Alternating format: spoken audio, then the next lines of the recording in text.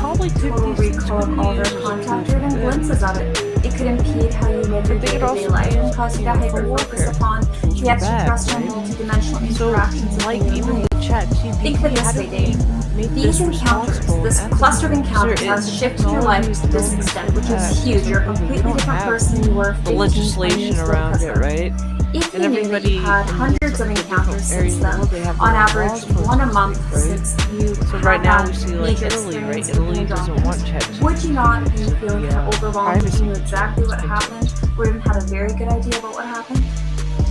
So Do you many think says you'd they already actually want a function in a solution normal for old world? people. I figured this could be a nice I don't thing know for because I know people to people have, who like, a have robot. It can help are you around having the troubles house, right? functioning in the Dave, I'm not normal. You know how not normal I am. You have a very good idea of how normal I am.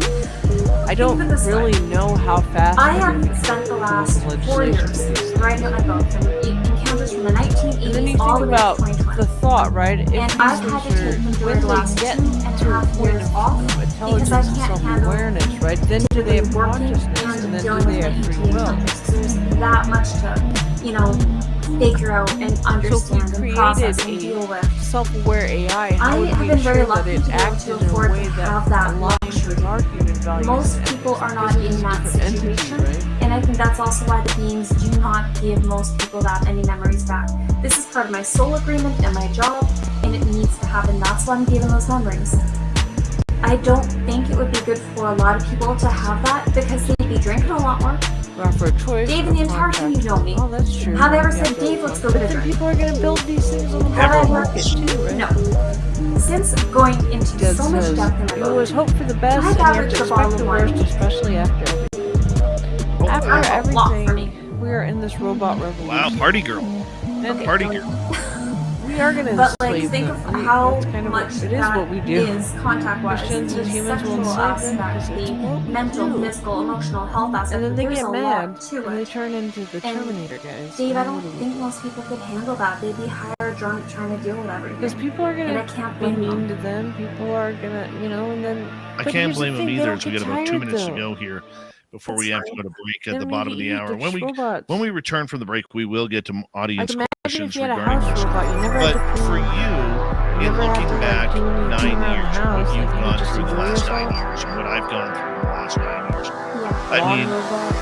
We how have have you people have changed? those, like, automatic What has changed in lawnmowers, your perception? automatic freaking vacuums now. You don't Honestly, have to I'm a vacuum. lot less Is the peaceful in robot life. enslaved? I am a lot less I don't think tolerant it's of great. some of the beings who come to see me. Yes, I we're put them in their getting place into very some quickly.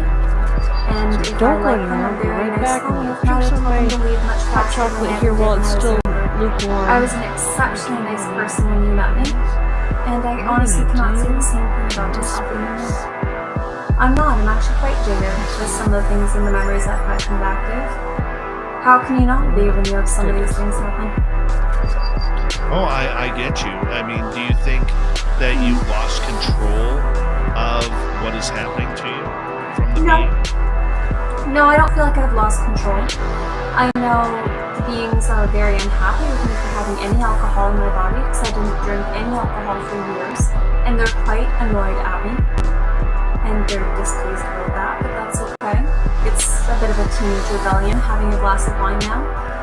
But I asked some a few months ago, I told them, if you do not give me a bit of a break, I'm at my breaking point. I will be useless to you, so either you give me a break, or you're not going to be able to have my help. And they have given me a break outside of some healing things that I've needed. So I do have a good rapport and relationship with most of the beings. And they've told me I have until the summer for my break, and then it's back to my normal life. Oh, fun. Just in time for you and Dave to go camping. It'll be fun. Wonderful. Yeah, gonna bring down them aliens. Gonna bring them on down and shake some hands, kiss some babies, share a hot dog on the fire. You know how it goes. That's what we're gonna do. I think it's worth asking. They may like hot dogs. They may. Samantha Mowat, we have her for another 30 minutes here on Spaced Out Radio tonight. 9th anniversary of my UFO land. Hard to believe. Time flies when you're having fun. Hey, because of that, it all led to this radio show starting in November of that year. Spaced Out Radio continues right after this. Stay tuned.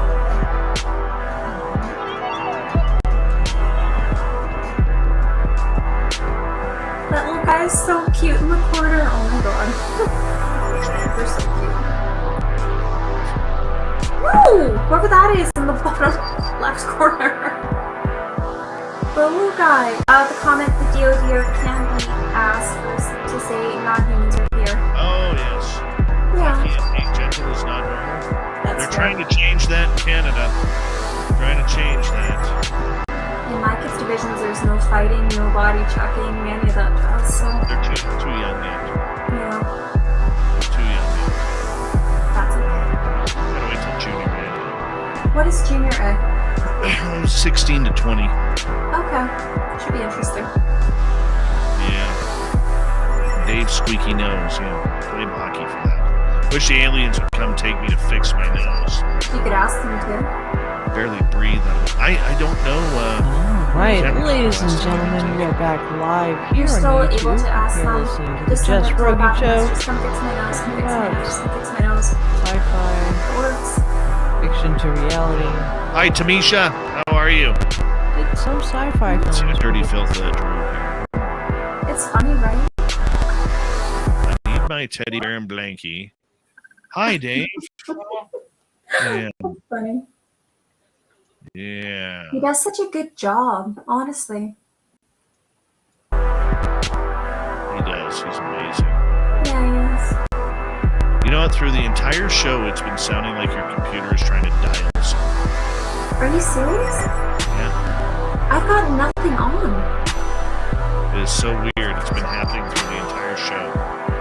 Like, Dave, I'm looking. I've got like nothing on in the background. There's nothing on. Oh, it's everybody in the audience has noticed. Everybody. I am so sorry. I don't know why it's doing that. This is the same computer I've used every time. Oh, I know. I know. Is it noise, Dave? Huh? Is it Is yours? it noise? I haven't heard any noise. All right. I've been on mute. Donna Spencer says we've heard it too. Pixie Laura says it's very strange sounding. Joe says just heard it. It's like the alien chitter. Susie B sounds like a messenger. Yeah, it sounds like a Facebook Messenger call, but you don't have Facebook. No. Like, yeah. I've got... Guys, I'm sorry. I have no idea. Oh yeah. I haven't heard anything, Dave. Oh yeah, almost everybody's heard it. Read the message. BT phone home. Yep. All I can do is use one of my other laptops in the future. I'm sorry, I have no idea. No, it sounds cool because it sounds very alien. It sounds very alien. So just let it be. I feel bad 'cause it's probably irritating for people. No, it's very quiet. It's very quiet. Okay. Look at her go. And random guy who's a redhead himself says never trust a ginger. We bite. That's why. JSTO, how are you? That's funny. Oh yeah. Back to my, every time I tell that bloody story about the implant, the back of my head just starts every time.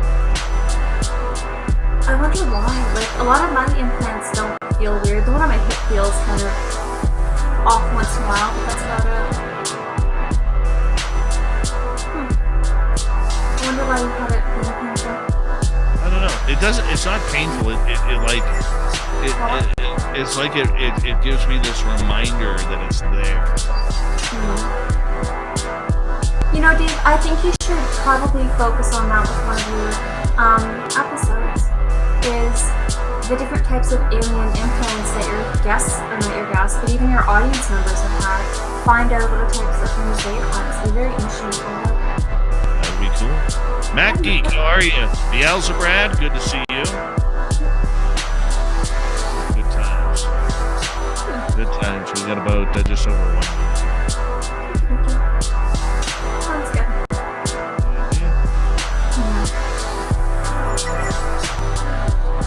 Let me tell you, I'm sick of drinking water, but I'll do it every day. Or do?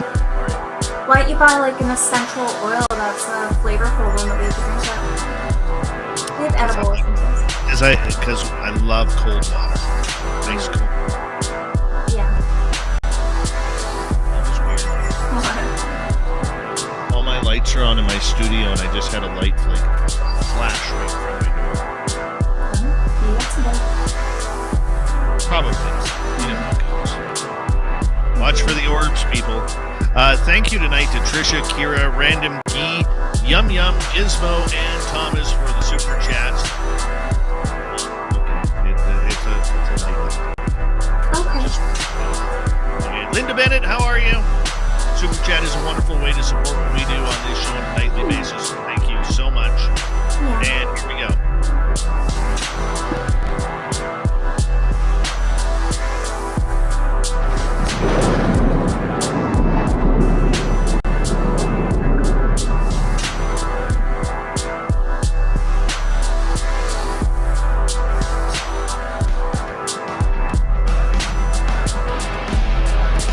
We passed the halfway point of Spaced Out Radio tonight. Thank you so much for joining us. My name is Dave Scott. Very much appreciate you tuning us in tonight. Oh, UFOs and aliens. I want to remind you that if you've missed portions of this show or others, check out our free archives. You go to youtube.com/Spaced Out Radio. Do old Davey the favor, hit that subscribe button. Our website is spacedoutradio.com. We have a plethora of features for you. Rock out to Bumblefoot, read the news wire, check out our swag as well. Follow us on Twitter at Spaced Out Radio, Instagram at Spaced Out Radio Show, and on TikTok at Spaced Out Radio. Here we go once again, final half hour. Samantha Mowat, 9 years of friendship with this young lady. And it's funny because I keep looking older and she keeps looking younger. I don't get it. You know, we're definitely Beauty and the Beast, and I'm not going to say which one's which because I don't want to hurt her feelings. But nonetheless, we love her around here. SamanthaMowat.ca is her website. Now, Samantha, let's get to some audience questions here regarding this event that we've been talking about. Redneck is asking, do men ever get taken for a hybrid project? Yes, actually, men and women are taken for hybridization.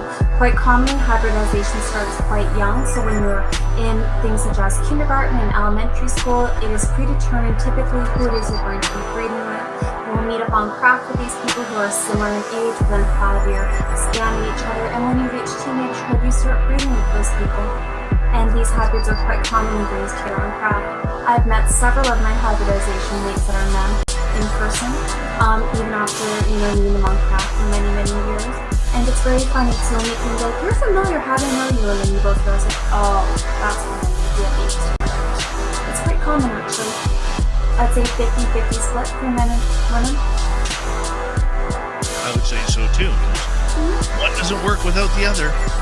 No, but I mean, like, Dave, you would think, okay, well, they're going to need one man and then have, like, a harem of women. Well, no, they're actually looking for diversity when it comes to certain genetic components. They're looking for what is the best way to have the hybrid be mentally stable, physically capable, healthy, have a good mix of human genetics and the extraterrestrial genetics. And sometimes when we're looking at the men that are going through hybridization, it can be equally as traumatic and frustrating for them because they are bred with both humans and extraterrestrials as well.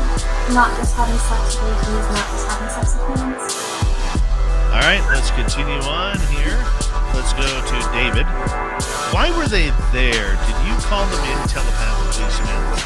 No, David, I didn't. I didn't call them in at all. I simply noticed that they were coming when I was driving with my children in my SUV to our friend's house. It was simply a matter of recognizing the vibrational craft when I was going over there. It didn't feel bad to me. When I do call them in, quite commonly they do come visit or can take care of us when we're having problems, so I can appreciate that. All right, moving on. John is asking, does the color of the UFO coincide with the type of aliens, or does color not matter? That's a really interesting question, John. One thing I have found is that there are actually a lot of different types of craft, and it doesn't seem to be as though, the Greys only have this one type of craft, or, the Andromedans only have this one type. It does seem as though there's no strong correlation between craft color or craft type necessarily and ETs. One thing that I've kind of discovered with the extraterrestrials and multidimensionals is it seems as though it can be just as diverse as what it is here on Earth, where you can have encounters with Andromedans, or sometimes they have the silver craft that we very commonly see with the Greys. That's like that brushed silver that's perfectly rounded, whereas other times they'll have more of a pancake-shaped disc that has the multicolored panels of lights underneath that are rectangular in shape. And it seems like it's a bit of a car lot out there where they trade technology and craft and things like that for other goods, services, and technology, at least from what I've noticed. Okay, let's move on. Let's go to Tony in the UK. Hello there, very lovely Samantha. Dave, could you ask Samantha, I guess I'm going to ask you now, had you met other beings before you and I had your encounter, and what or who were they? Oh my God, so many. I met crystalline beings when I was very young. I met the Pleiadians from the time I was about 10 or so years old. I've had encounters with the Greys and the Andromedans my entire life. I've been meeting reptilians since I was a teenager. I've been meeting Andromedans since I was quite young as well. Pardon me if I'm repeating myself. I ended up meeting Lyrans because of my daughter had encounters with Lyrans. I was meeting Mantis beings before I met Dave because my son has strong affiliation with the Mantis beings. I've met a lot of different types of beings, including light beings, angelic beings. Good Lord, Dave, I'd have to even go in my journal because there's a lot of different types of beings. I think I've met 50 or 60 different species now, and I think it was a good 15 or 20 that I knew of before you, including crystal beings. And there's so much diversity with the beings. A lot of these were physical, some were astral, and a few were psychic. The physical ones that I had met before, Dave, off the top of my head, would be the Mantis, the Reptilians, the Andromedans, the Pleiadians, and the Greys. I recall very strongly having physical encounters with them before I met Dave. Astral encounters would be your crystal beings. A lot of the psychic encounters would be going towards things like your light beings and your angelic beings, spirit guides, things of that nature. So there's actually 3 different ways in which you can meet these beings, and there's a lot of different types in there. I'm sorry, Tony, I'd have to go through my notes. You're asking me about 27-ish years worth of encounters before I met Dave, so a long time. Long time. Yeah. Long time. Let's go to Kurt. Okay, Sam, so what age when the Greys stopped checking in on you? Death. It does not matter if you die at 14, 35, 65, or 95. You will have encounters with the Greys from the time you were born if you are one of their people until the time you die. I know that my father, who's in his late 60s, is having encounters with Greys because I've seen him on craft, as well as when I'm at his home having physical encounters with him, as well as my grandfather, who's in his late 80s, still has physical encounters with Greys. I saw him last year when I was staying at his house having a physical encounter at the same time that my children and myself and my father were all having an encounter. So from what I can tell, when he died. Obviously, he's not still being bred, in case you're wondering. He was taken out of the hybrid program a long time ago, but they still have focus on their people. If a man gets a vasectomy or a woman gets a hysterectomy, yes, or just naturally has her area stop producing, does that end the hybridization program for them? Yes, my husband was taken out of the hybridization program when he got a vasectomy. Sometimes if someone is bordering where they're kind of fertile, but it's a sporadic fertile, the ETs may give that person health, healing, and injections into that area to help increase the fertility if they have an interest in breeding that person. However, most commonly, if that person is having reproductive issues such as menopause or they're being going towards infertility, then they'll be taken out of the hybridization program. Same with if you have a tubal ligation, a hysterectomy, or anything like that, you will be removed from it. Right. Okay. Let's go to John. What do aliens think about love and the soul?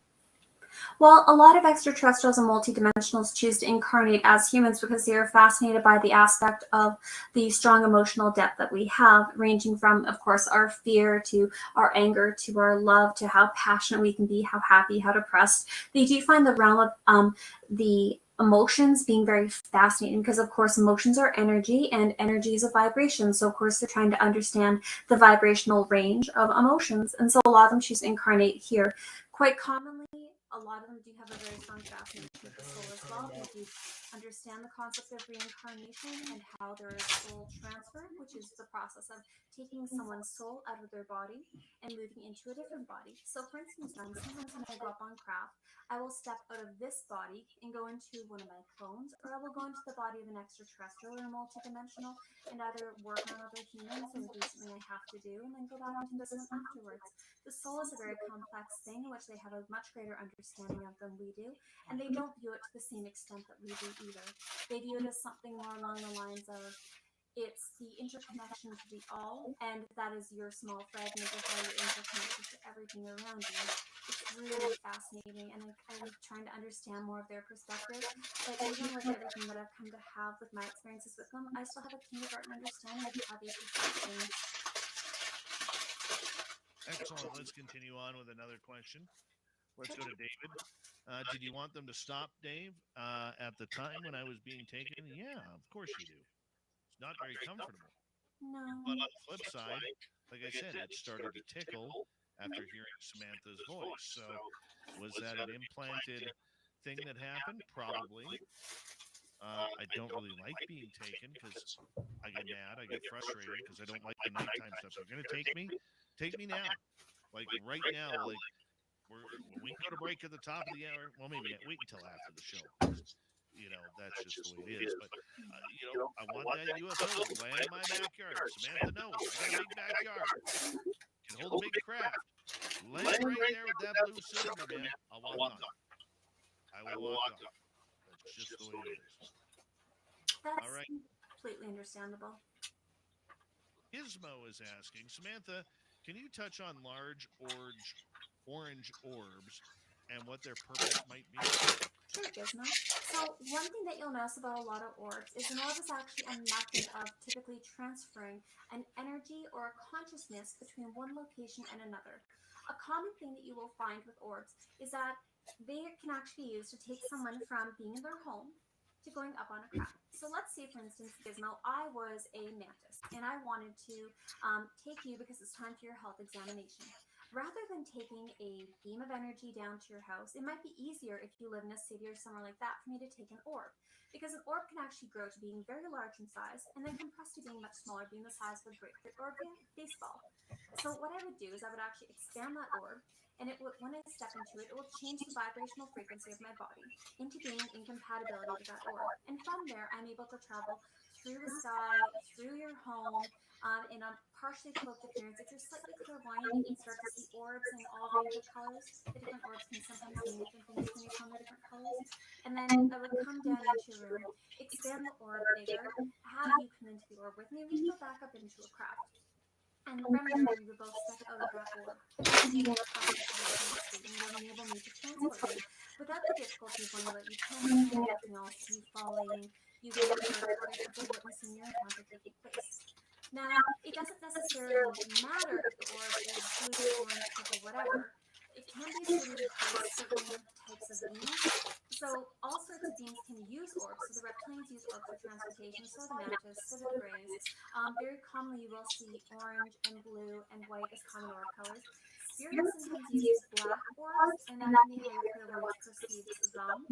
But there's a lot of different ways that orbs can come in forth. Quite common with the orange orbs, I have seen them for transportation from craft. There you go. That's a great answer for you. All right, let's continue on here because we've got a lot of questions ahead. Only 11 minutes left. Trisha is asking, what are the standards, if any, to detect a screen greens? Love that question. Okay, so there's a few things you want to look for, Trisha. First of all, you're going to want to look for common locations. For some people, they will find this having dreams about one location over and over and over. It could be the airport or a party or your high school. But you'll find that the people that are present within there don't necessarily make sense. So one of my most common screen memory locations is actually airports. And so one thing I do when I'm trying to realize, okay, am I having a dream about traveling, or am I having an encounter with the masquerade of it being an airport, is I look at the commonalities. Is it fuzzy around the edges? Am I able to focus on anyone's face?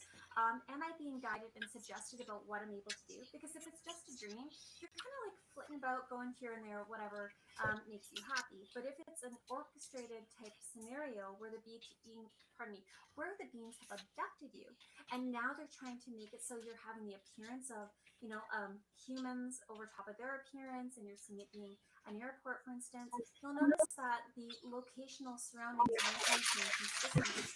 You will find that the windows don't make sense, or why am I seeing a hot dog cart in an airport? Things like that will show up. And the same thing, like if you were to talk to the beings and be like, hey, can I go get a hot tub? They'd be like, let's go do this instead. There's a lot of guided suggestion when the beings are having a screen memory over top of what it is you're supposed to be doing, and they won't necessarily respond to you talking wise either. They'll do a lot of redirection. Is common things I've found as well. All right, moving on. Let's go to Pete. This is all the testing listening question. Participating. Do they only take those willing to go? So the goal for many of the extraterrestrials and multidimensionals who are doing hybridization is actually, depending upon the group, very different. So when we're looking at things such as the mantis beings in particular, they're doing a lot of hybridization to increase the amount of active extraterrestrial multidimensional genetics within humans to increase their consciousness, which allows for us to better be able to be more psychic, help break out of this new world order that we've got going on, make us safer when we're more out in space, and to help us to not destroy our planet. Whereas with the Greys, when they're doing hybridization with us, it's because they like the amount of emotion that we have. They really like the way our genetics are quite healthy. They like the fact that humans seem to be developing psychic abilities and we actually pair well with the Grey genetics as a whole without it causing a lot of like mental insanity within them, without there being a lot of health problems with the hybrids. So that's why we have humans that have more Grey genetics being bred with Greys and with humans that also have a lot of Grey genetics to allow for them to really almost like reincorporate emotions into a lot of their race in a healthy manner, because some of the Greys were actually going extinct because they had cut off their connection to source by detaching themselves so strongly from emotions, which is really fascinating. Now, when we're looking at things like the reptilians, some of the reptilians are breeding with humans because they find us sexually attractive, because we have a high percentage of reptilian DNA and we're compatible. Some of them do it because they want to control everything from like commerce to business to the world. So they have their hybrids in place as like little puppets to carry out their commands over top of this planet. There's a lot of reasons why different beings breed with us. The Pleiadians that end up breeding with us because they are more sexually kind of connected to us. They feel like they can have a strong emotional connection towards us and they fall in love or fall in lust the same way we do. Sometimes it results in children, sometimes it doesn't. So that's very important to take into consideration. Some people do have a scene participating. Most people that are going through the hybridization program have soul contracts in place. This can be predetermined prior to your incarnation, which means that before you're born, you choose to incarnate into a family that is already being bred for the purpose of hybridization. So in many cases, you agree that when you reach puberty, you will be going into breeding itself. And prior to puberty, you will be going through the alteration of the genetic structure to be better able to handle the genetics of the extraterrestrials and the multidimensionals to a higher extent than what your previous generations had. So your mother may have been 5% Grey, your children, you would be like 10% Grey, your children will be able to have 15% of the Grey genetics, going up in increments like that, allowing for you to better handle the genetics of these beings and have more of their traits in a healthy capacity. Not everyone who's involved in these programs are necessarily willing to go, hence the catatonic state that quite a few people get put into. Some people really enjoy the genetic aspect of it. And I love meeting my hybrids. I'm quite fond of a lot of the people that I've been bred with, and have had wonderful experiences with them on craft. And I'm actually entering and becoming much more conscious and recognize that it's also beneficial for me to be in the hybrid program. Because if you're in the program, they also help heal you when you're having body issues as well. I'm trying to go faster for people so they can get it all. All right, let's go again. Let's go to Lovely Love. What if we had a Morena? I'm sorry, I don't know what It's that an is. IUD, intrauterine device. All right. They can still take my eggs, right? So long as you have eggs. That's right. I was still in the hybrid program when I had an IUD, so it really makes no difference for them. They will still breed you regardless. They will still take your eggs out and they will do artificial insemination to other people, or they will take them and grow them into their almost like these little artificial wombs that they have as well. Okay, moving on to the next one. The dead fish. Can you do anything to incite an abduction? Well, there are a few things you can do. One of the easiest, which is you can actually develop, you can take a couple months to do this. You can develop a relationship with the beings through doing astral projection, project into the same type of group or consciousness group over and over, which can start to facilitate a relationship and eventually lead towards you having physical abductions.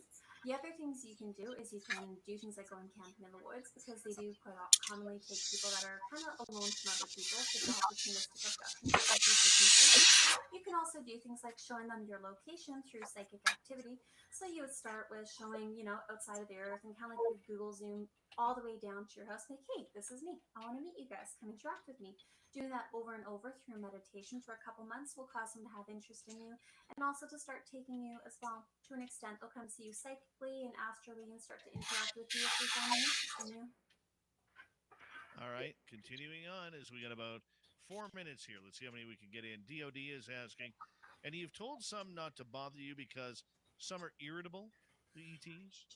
Some of them are quite difficult to tolerate. So think of it this way. If you're going through a lot in your life, in my situation, I'm going through multiple family members dying at this time. And my children have their psychic abilities going through the roof, and they have their own contact, and I have my own other contact, and all the other stresses of life. Some of these beings have been very discourteous with how they've chosen to respect my boundaries. I've asked for everyone to pull back and to give me space for a while because I'm trying to write the book that they asked me to write. I'm trying to do the other things that they've asked me to do. And yet they still insist upon trying to breed me with other people who I don't necessarily agree to want to breed with. So that will cause you to be very discourteous if someone's trying to force you into having hybridization with someone when you don't want to breed with other people, when you've already chosen your primary, which is your main breeding partner.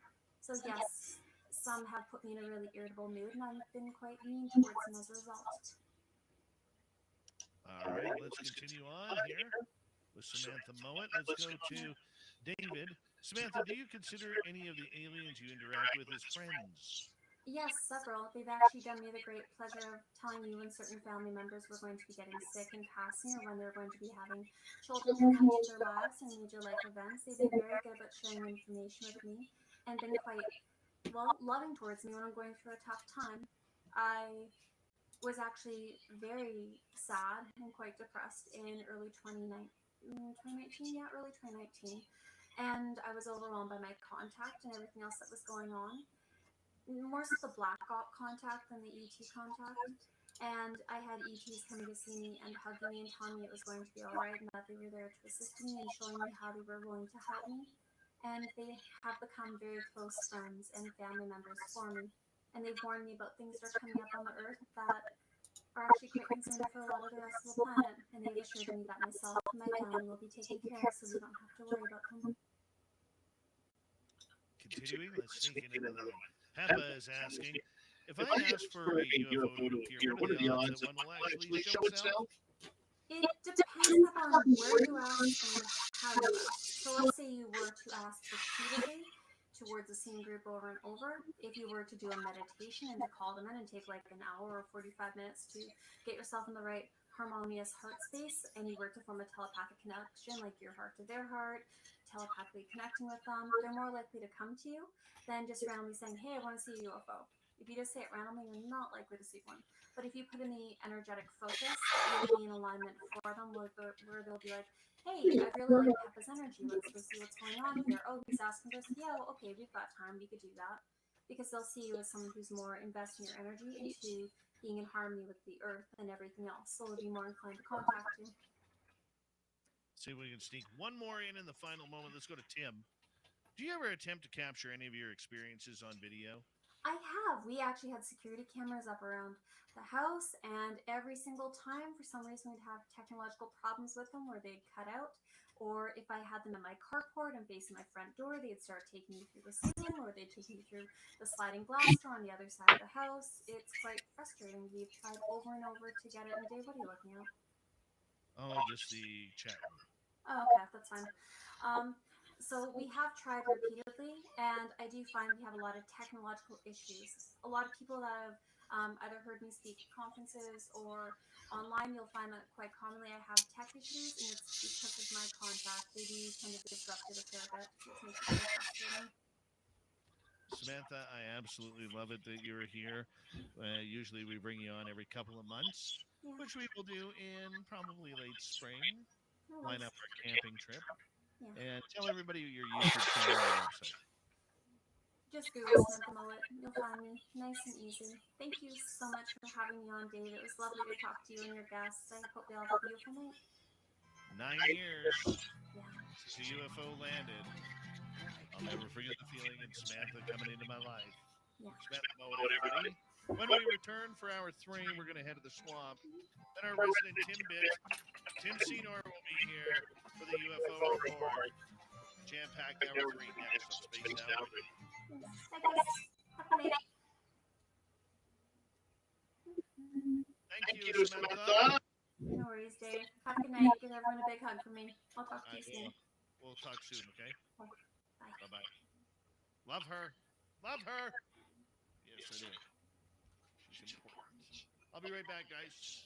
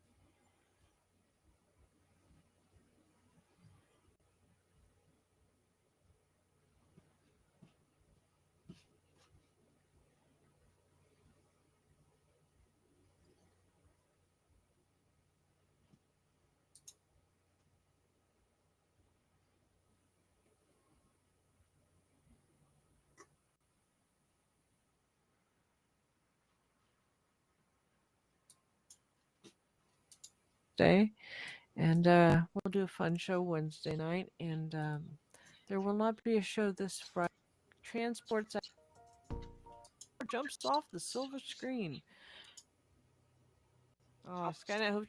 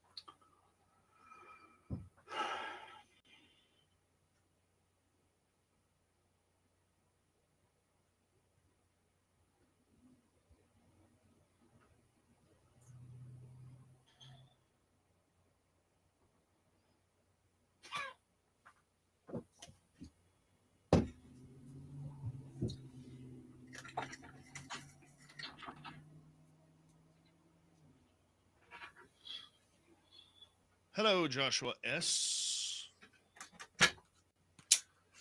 Hellion Beast, how are you?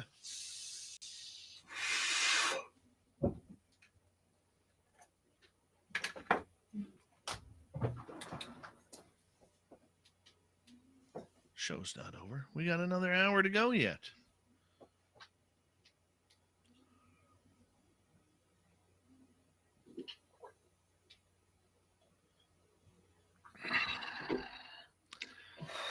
Wasn't Samantha great? She was fantastic. Love her. Very protective of her.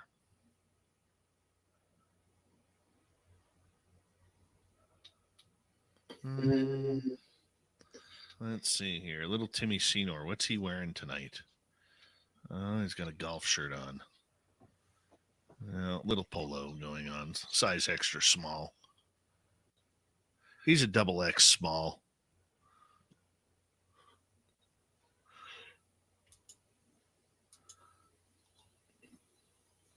Samantha, I will tell you, is the real deal. I have been in so many situations with her over the years regarding extraterrestrials. It's pretty hard to, you have to see it to believe it. An interview with her is just not good enough to explain everything. Just doesn't work. Big thank you tonight to Tricia, Kira, Random Gee, Yum Yum, Gizmo, Thomas, and Derek for the amazing super chats. And our store is open. And don't forget, you have 5 more days to confirm that you want VIP tickets to our fan party in Las Vegas, May 19th through 21st. And we're cutting them off right there. Here we go, everyone.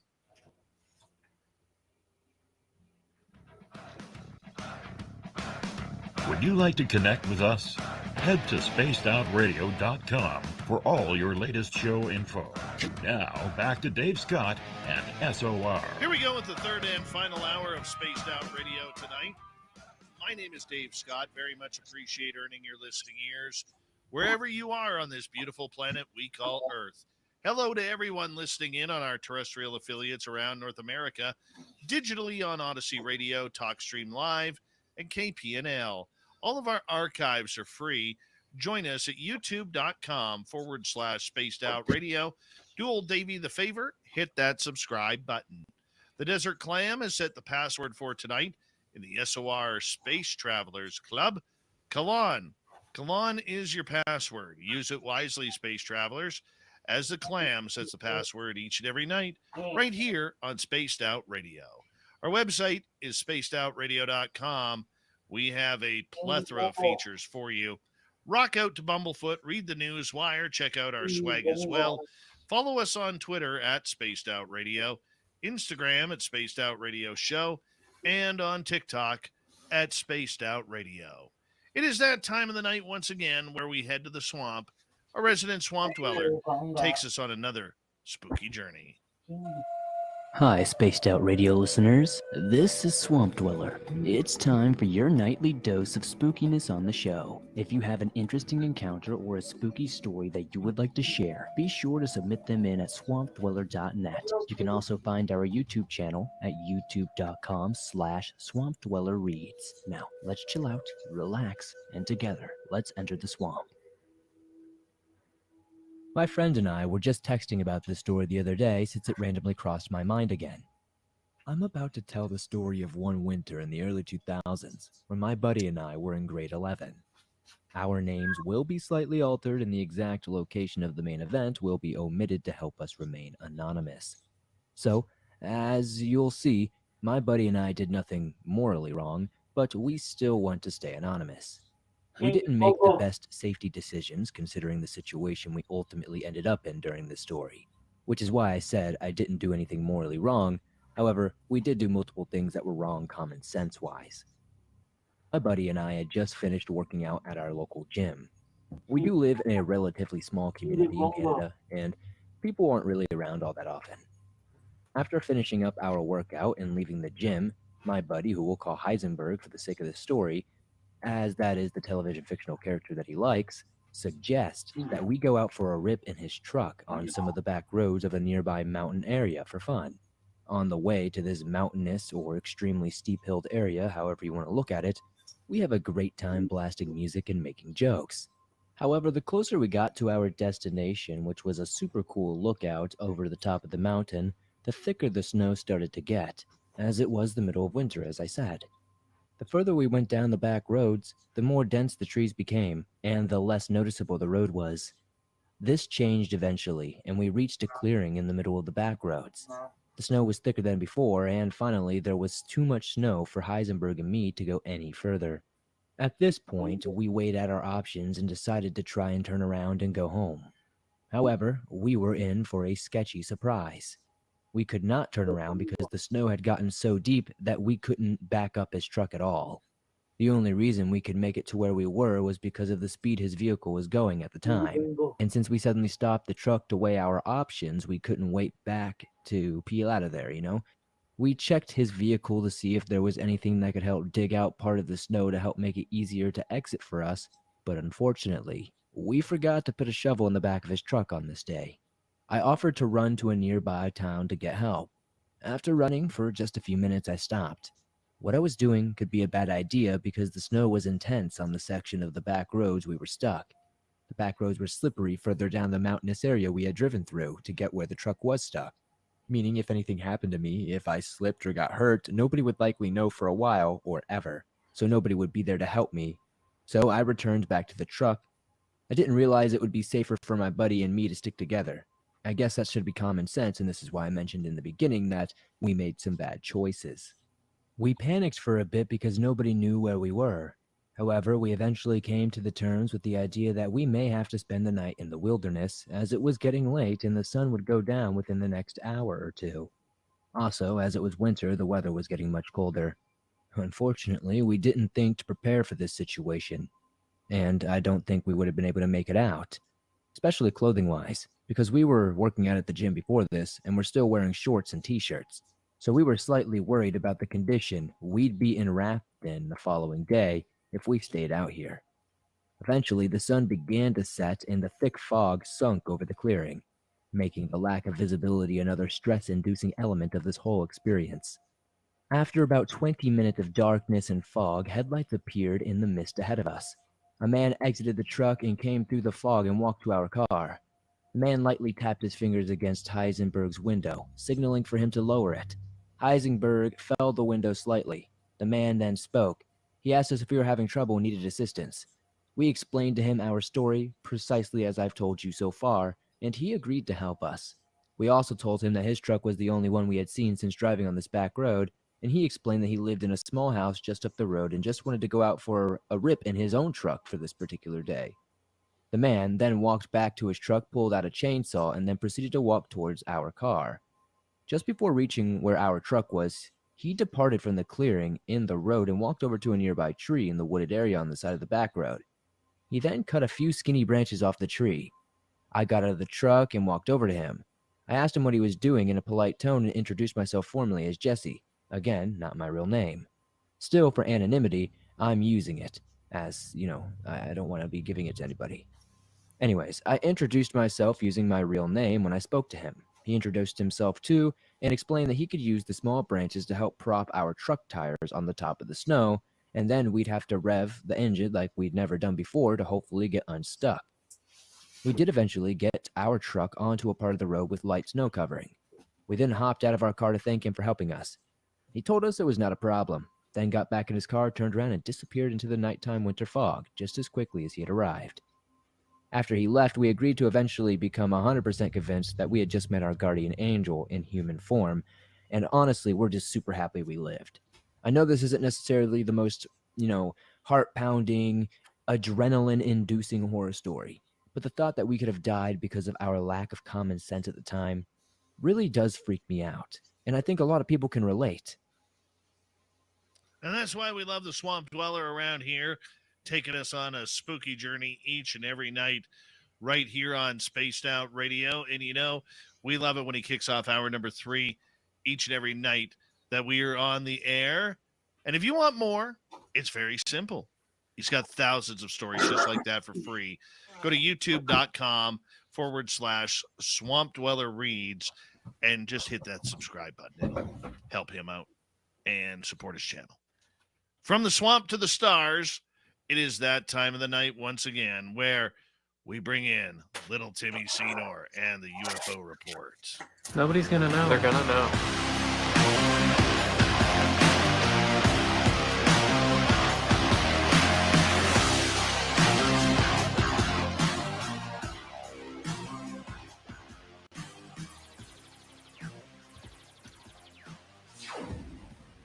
Yes, Tim, it's been a busy week, and we're not even at the beginning of the week yet. And already, man, already there is UFO stories galore happening, and this topic, it just just when you think it started to die down, it just rushes right back up the mountain, Tim. Yeah, and we're definitely going to run out of time tonight, and there's no way we're going to be able to cover everything. The headlines are bursting with information on this topic, so please kick us off, buddy. We'll use the time we have.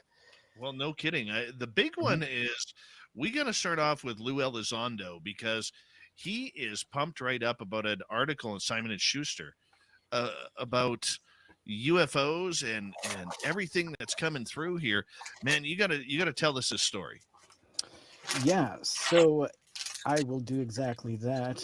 And so Lou Elizondo tweeted out that in this quote today, and I'll just shoot it out as the tweet goes, I'm aware of all the facts in regards to this true story, and to call it a bombshell story would be an understatement. Buckle up. Right? And so the link below is from deadline.com, and the headline reads, Simon and Schuster imprint wins the bidding war for twist-filled memoir by U.S. intelligence officer tangled up in mysterious military program. And so the exclusive here from Deadline is that Simon and Schuster Imprint Gallery Books has won a bidding war for the North American publishing rights to a twist-filled true story rooted in intrigue surrounded a U.S. Air Force program. And so the logline for the memoir by Scott Andrews takes some time to unpack, but it's a doozy. Andrews is a former senior U.S. soldier and decorated intelligence officer who conducted global counterterrorism operations on behalf of the United States. And during a 36-year military career, after returning home from overseas mission, he began to suffer from a rare life-threatening ailment that defied medical explanation.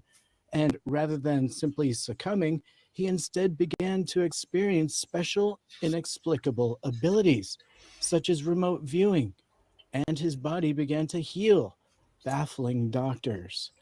And so as we read on in this story, again from Deadline, as he sought more information about his health, Andrews came across a file compiled for him by his late father, and it contained records from a past he did not remember, including documents indicating he was removed from school for weeks every year for the first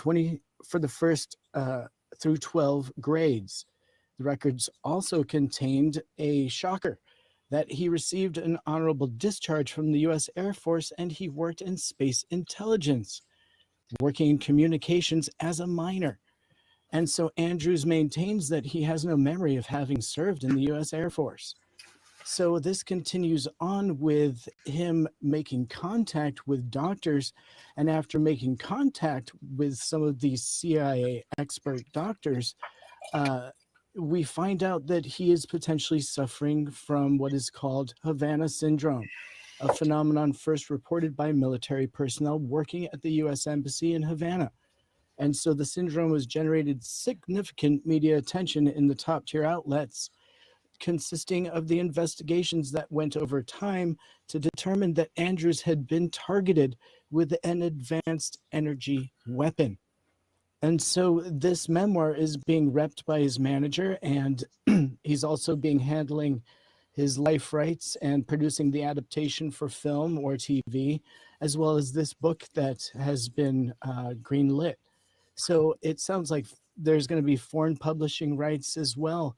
So this story is going to come forward as being the truth, and it's been also given the green check mark of approval by Lou Elizondo himself, saying that this is a true story. What are your thoughts on this headline? Well, I think this opens up a whole new ball game for what we're talking about when it comes to UFOs and contact. I mean, look, when you're getting into a lot of these stories, Tim, that military personnel have had close encounters, it's so vague, yet it's so intriguing. Where are they happening? When did they happen? How close were they flying in a C-130 Hercules or a C-5 Galaxy? Or was this another, maybe an unknown Rendlesham type of case that's happened in the continental U.S.? There's so many of these stories that just opens up a brand new path. I'm just absolutely intrigued by it, man. Absolutely intrigued. It'll be great when this book comes out. And in a linked story, the Daily Mail actually has an exclusive about potentially forensic neuroimaging expert Christopher Green coming forward and talking about how he has dealt with hundreds of patients who were injured or died after interacting with UFOs.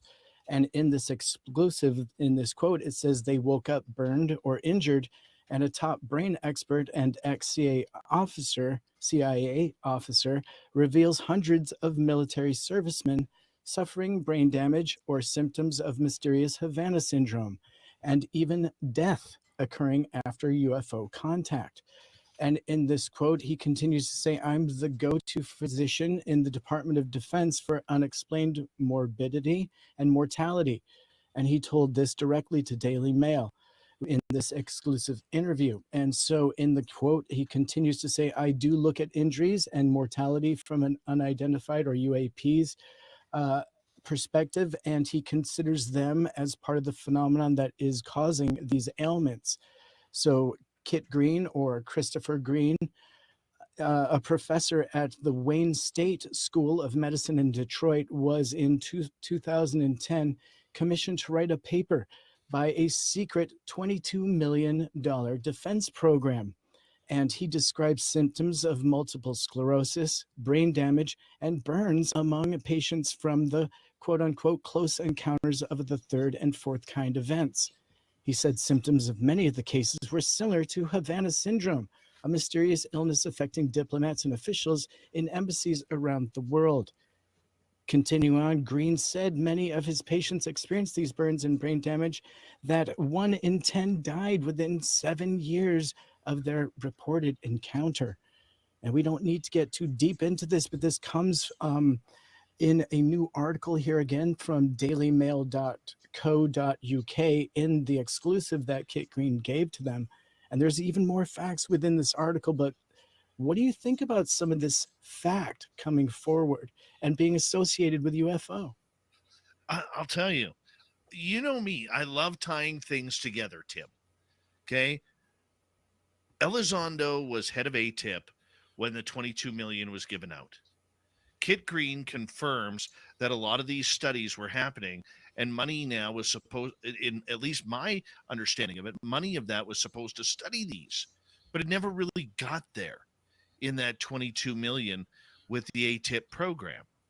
And so I see Elizondo right now tying this all together. The sad part about it, because we try and give both sides of the story here, the sad part about it is this is another "you got to trust me" story. But this is bigger than that. And we've heard, people on this show, including Random Guy, who is tied up with NDAs up the yin yang, who will, explain, look, we don't have a choice but to give you that "trust me, bro" sentence on that. If this is true, what Elizondo is saying, and Kit Green is saying, who is one of the top scientists over the decades regarding this subject, you could put him as a lesser known Gary Nolan type of scientist, or I believe he worked a lot with Robert Bigelow back in the day as well.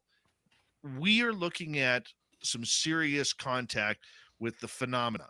Was this lined up contact? Was this contact like Close Encounters of the Third Kind at the end of the movie, where they had these military personnel surrounded and little aliens were coming out of the ship and trading the humans that they had once taken for new humans? This opens up a whole new aspect, man, of this entire subject. And it's phenomenal to me that this is even coming out right now, considering the nuts and bolts crowd continues to grow with new groups popping up, and they all want to be a part of the science of it all. Now we're getting into humanity. This is where I like it, as we get into the human side of everything. Okay, and you know, I want to know more. Where did these happen? How many different incidents have happened like this? You know, they're giving us less than crumbs right now. Is this what's being discussed in the backdoor hearings of this subject? I mean, doesn't it make you wonder, Tim? Well, we've been getting hints at the fact that some whistleblowers have already come forward, and we've heard wind. At some point, a doctor was one of them. We could maybe surmise that Dr. Kit Green was potentially the person that went forward and spoke on this. And now we hear him talking to potentially the media across the globe. So maybe he is our whistleblower that's coming forward representing the witness and the experience and the close contact and some of the fallout that can come from close contact.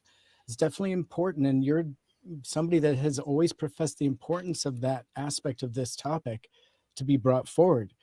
And so I think you're absolutely right. This could be the first step in that direction. And I would love to see Dr. Kit Green being that representative, because we've seen he's been in the headlines in the background on this topic for a very long time, well experienced. And if he is the go-to guy for the Department of Defense with these cases, then he should be the representative going forward as a whistleblower on the truth behind these close contacts.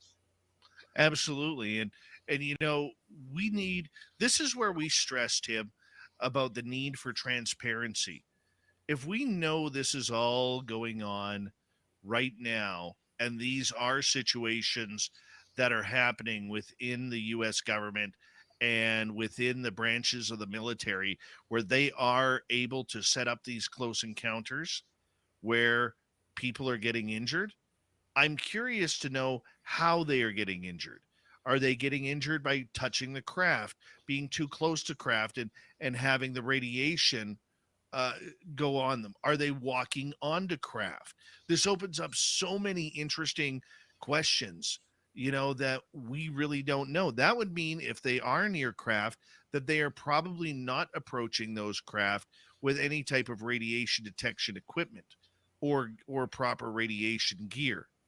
You know, it'd be just like you and me in our civvies walking up to a UFO, and you know, we would be, you know, radiated. I guess that would be the word I'm looking for. Pardon me if I'm wrong. But I'm curious, how is this happening? Why is this happening? Where is this happening?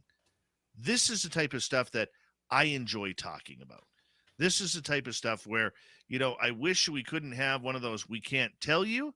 But look, if they are lining up any sort of meetings between aliens and humans, how often has it happened? How long has this been going on? Right. We got about a minute, bud. Right. Well, I think it's interesting that the facts seem to unfold right in front of us now, and we're getting it in the headlines. You don't have to look too far now to find something on this topic. And the fact is, they are bringing evidence forward. I would consider medical evidence as good as any evidence out there. That is a result of an interaction. And so I think that that is an absolutely fair way to look at this, because it's the personal aspect. You know, it's the psychological, the physical, and everything else that comes with that contact. And so I think that that is the most important part to be bringing forward. The nuts and bolts stuff, yes, it's important. That is a flight potential hazard, let's just call it, maybe in the reality of the government. But this way, we're bringing some facts forward. Absolutely. Tim Senor and the UFO report continues when we return on Spaced Out Radio. God, that was a good topic right off the bat, wasn't it? When we come back, we are going to get into Madagascar UFOs and UUP. Are you ready for UUP? We'll be back on Spaced Out Radio.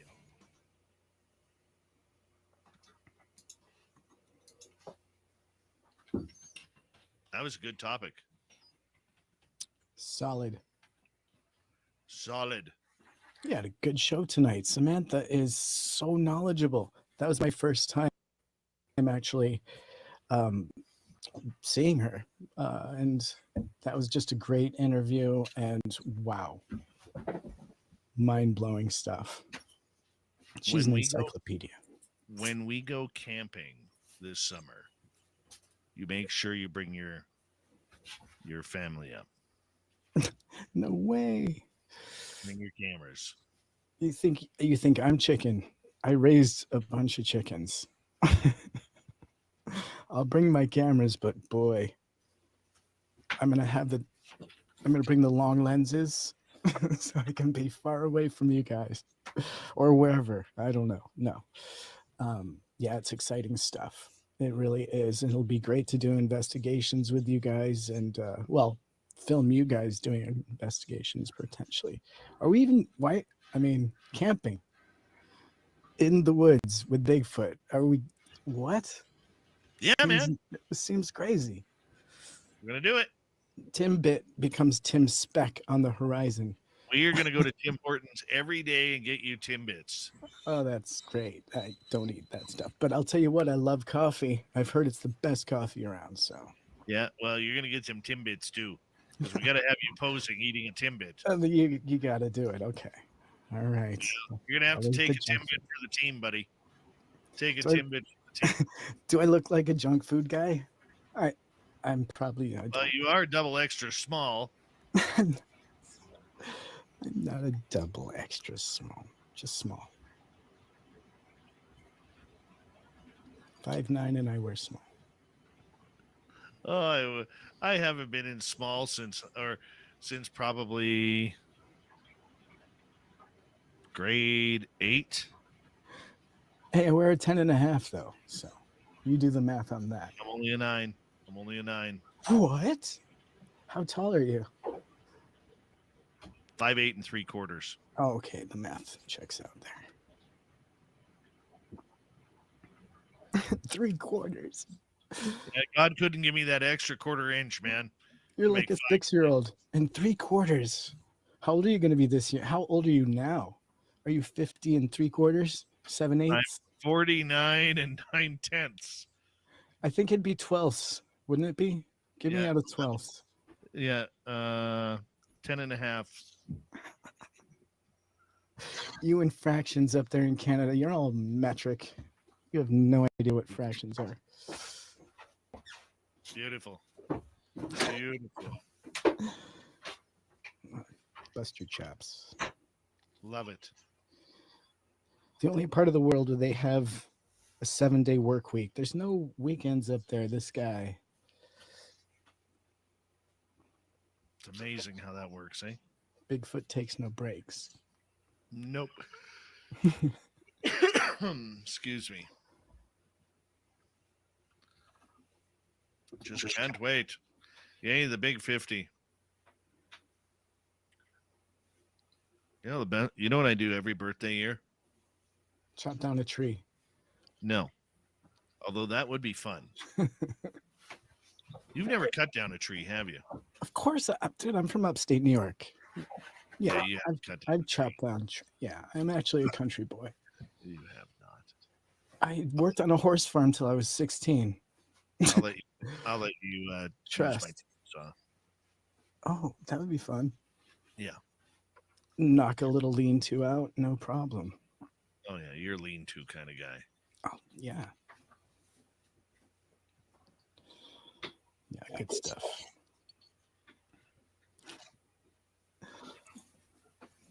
Love it. I love it. Now you know why. Now you know why I chose Samantha for what we're doing. She doesn't seem to be afraid of it. She's fearless. No. Yeah, fearless. That's the big thing. Yeah. Standing your ground and being happy about the interaction. And I was wondering, like, I'm sure intention is a big thing. And so you got to be strong in mind and heart. So, yeah, she seems like the perfect person for it. Right? So good on you for having her as a guide. Makes sense. Totally. Hey, big thank you tonight to Blue Cruise, Deb, Derek, Thomas, Gizmo, Yum Yum, Random Gee, Kira, and Trisha for the amazing super chats. Very much appreciate the love and support of SOR. We really do appreciate it. And our store is open on our website, so check it on out. Here we go.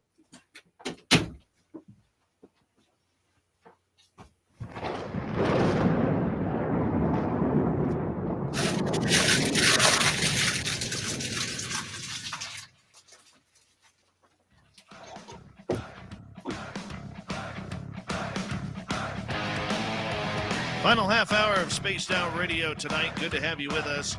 My name is Dave Scott. Very much appreciate earning your listening ears. Want to remind you that if you've missed most of this show or others, check out our free archives by going to youtube.com/Spaced Out Radio. Do old Davey the favor. Hit that subscribe button. Our website is spacedoutradio.com. We have a plethora of features for you. Rock out to Bumblefoot, read the news wire, check out our swag as well. Follow us on Twitter at Spaced Out Radio, Instagram at Spaced Out Radio Show, and on TikTok at Spaced Out Radio. We continue on with the UFO report. We're going to head to the beautiful island of Madagascar, not for a Disney movie, but apparently we may have some aliens going on there, Tim. We do indeed.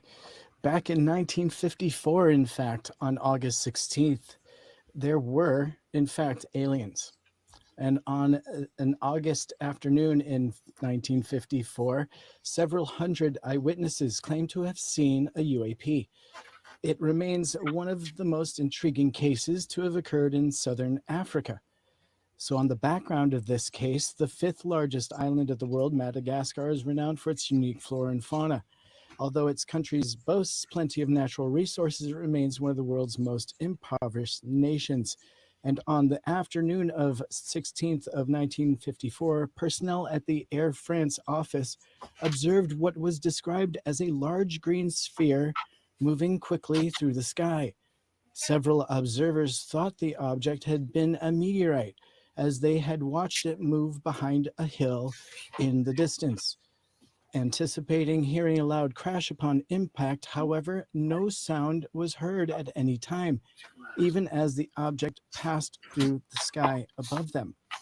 And so after approximately 1 minute, the object reappeared from behind the hill, flying on course that brought it directly over the perplexed observers at the Air France office.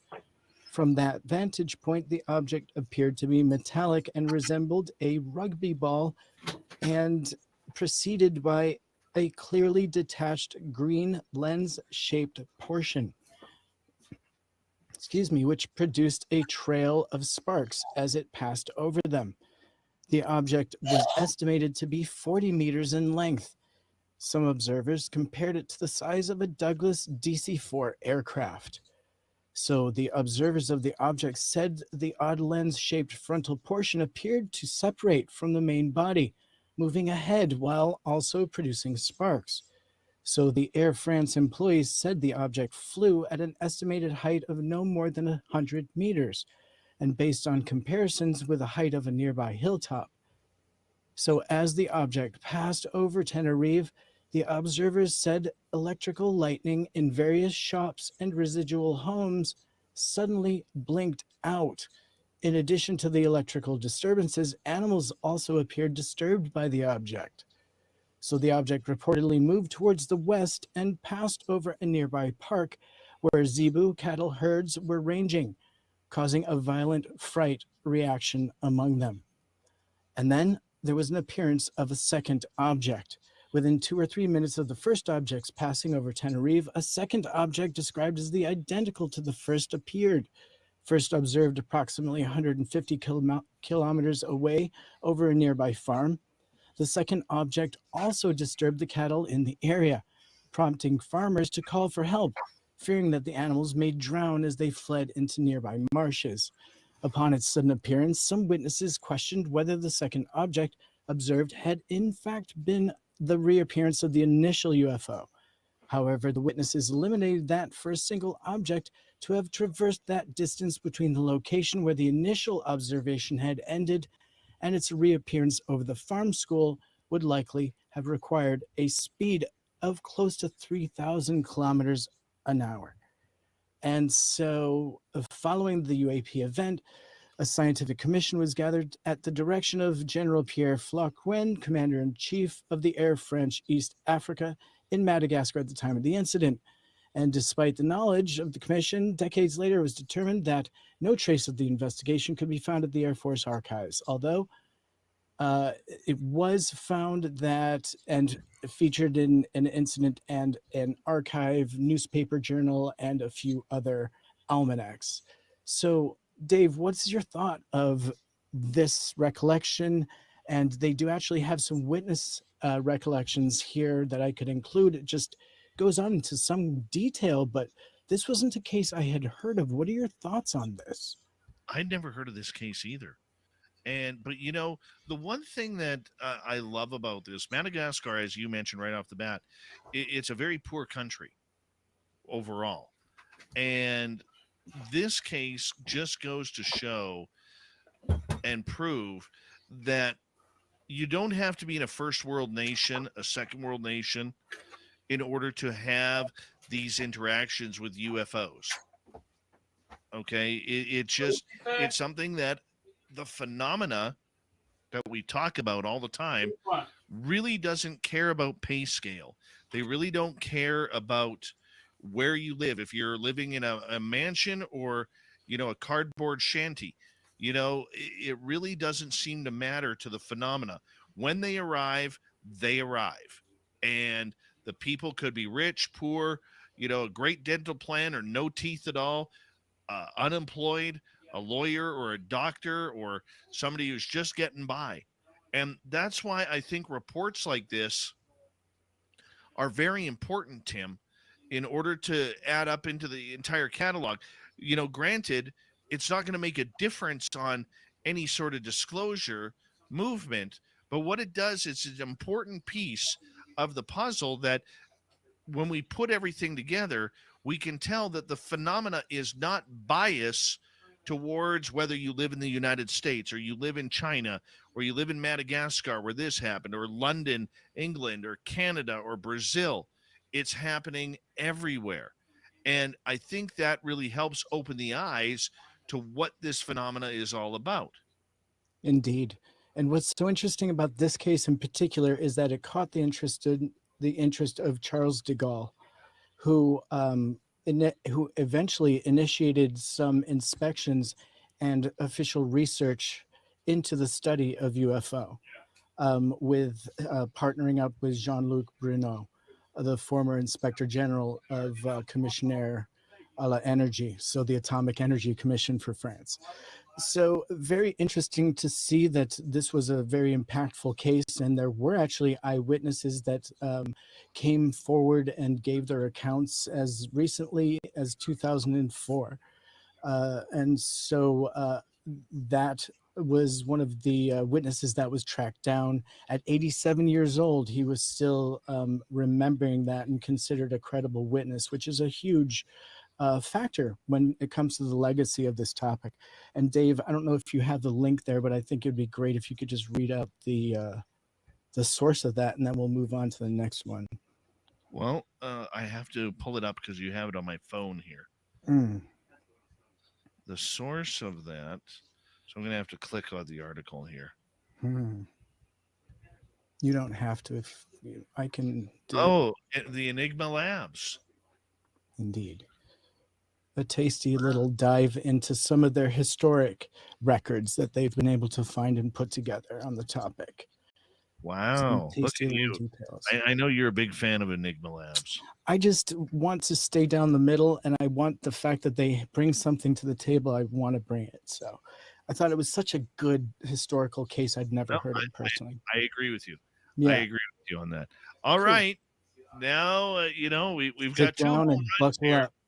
Yeah, we got two home runs here, and you know what? Now one's we're going tough. to get into it. So it's no longer USO, which is underwater, or what is Submerged. unidentified submerged object. I watched it live. It's been rebranded. We're now UUP. Yeah. UUP. Sorry. That is horrible. That is a horrible acronym. UUP? Yeah. Don't you? UUP? Oh, I definitely do. Oh, The twice a night vilest- and then in the morning. Sometimes during the night. Have to get up. Yeah. My goodness. Ain't like it used to be, but I'll tell you what, the unidentified undersea phenomena acronym UUP has officially made its way to the lingo of the military.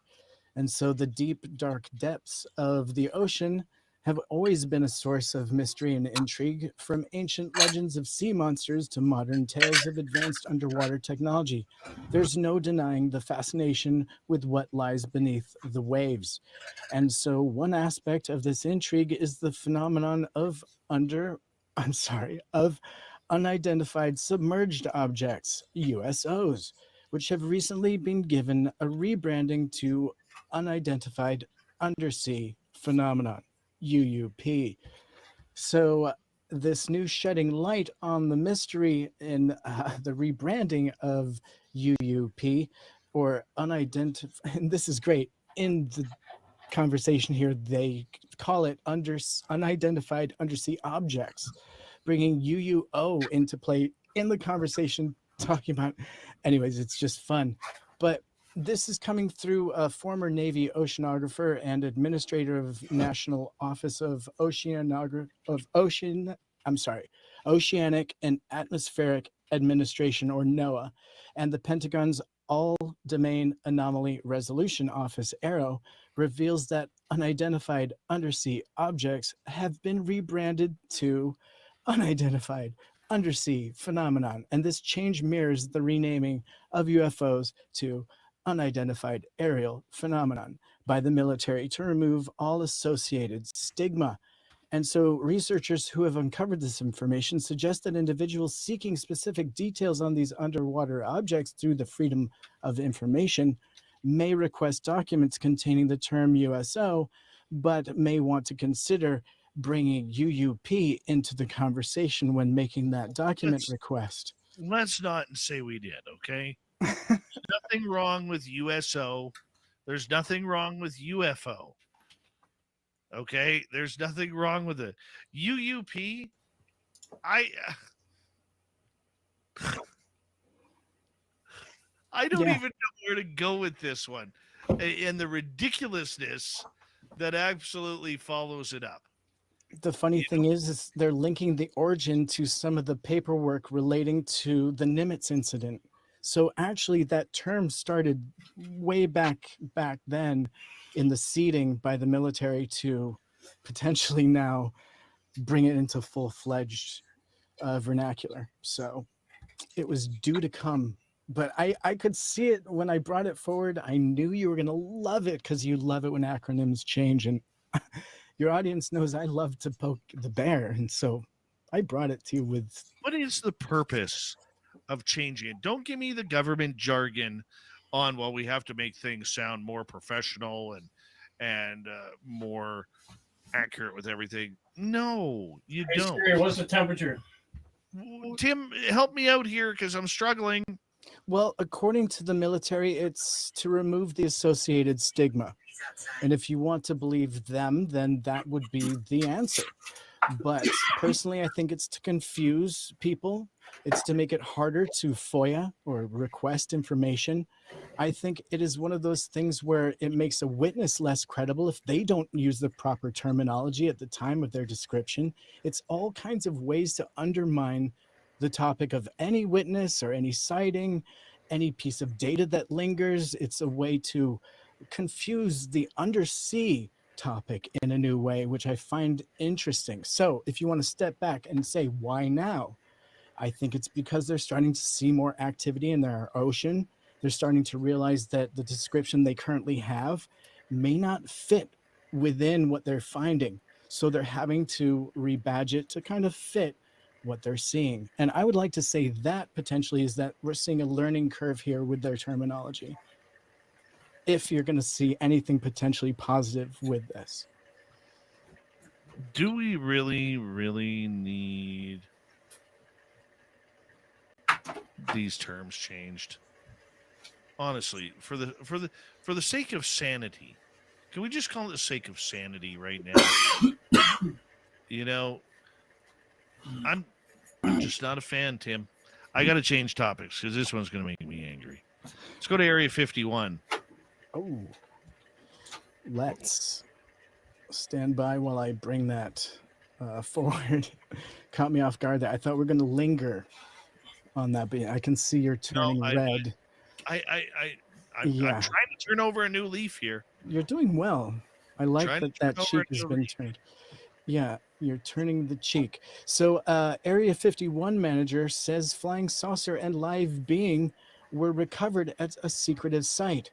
A former manager of a defense contractor that used to run the notorious Area 51 claims that the remains were once recovered that included both flying saucer and alien bodies. And so the U.S. government found a crashed ship and live being, according to this former manager of Area 51. And the defense contractor EG&G ran the notorious site at the time, and a senior manager there, Alfred O'Donnell, has since claimed that, in a quote, they did have a flying saucer that had been recovered from New Mexico. And in an interview with investigative journalist George Knapp, O'Donnell also claimed to have claimed that there was a live being also recovered. And so in this story coming from dailystar.co.uk, Knapp reported that O'Donnell said in a quote, "We didn't know what it was, to tell you the truth. We couldn't communicate with it. In the beginning, we didn't know what it was, and we didn't know where it was from, and we didn't know what to do with it." So moving on in this story, it sounds like there was quite a few people that may have come in close contact with it. And Knapp said that this person claimed that they knew about crash saucers, recovered materials, and what sounded like a Roswell type incident. In this is particularly a female that came forward. The woman allegedly refuses to have meetings with Knapp over the supposed intimidation by unknown agents in the past. In 1990, leading politicians encouraged investigations into these claims. And so they were led by congressional staffer Richard D'Amato, but he was unable to verify those claims.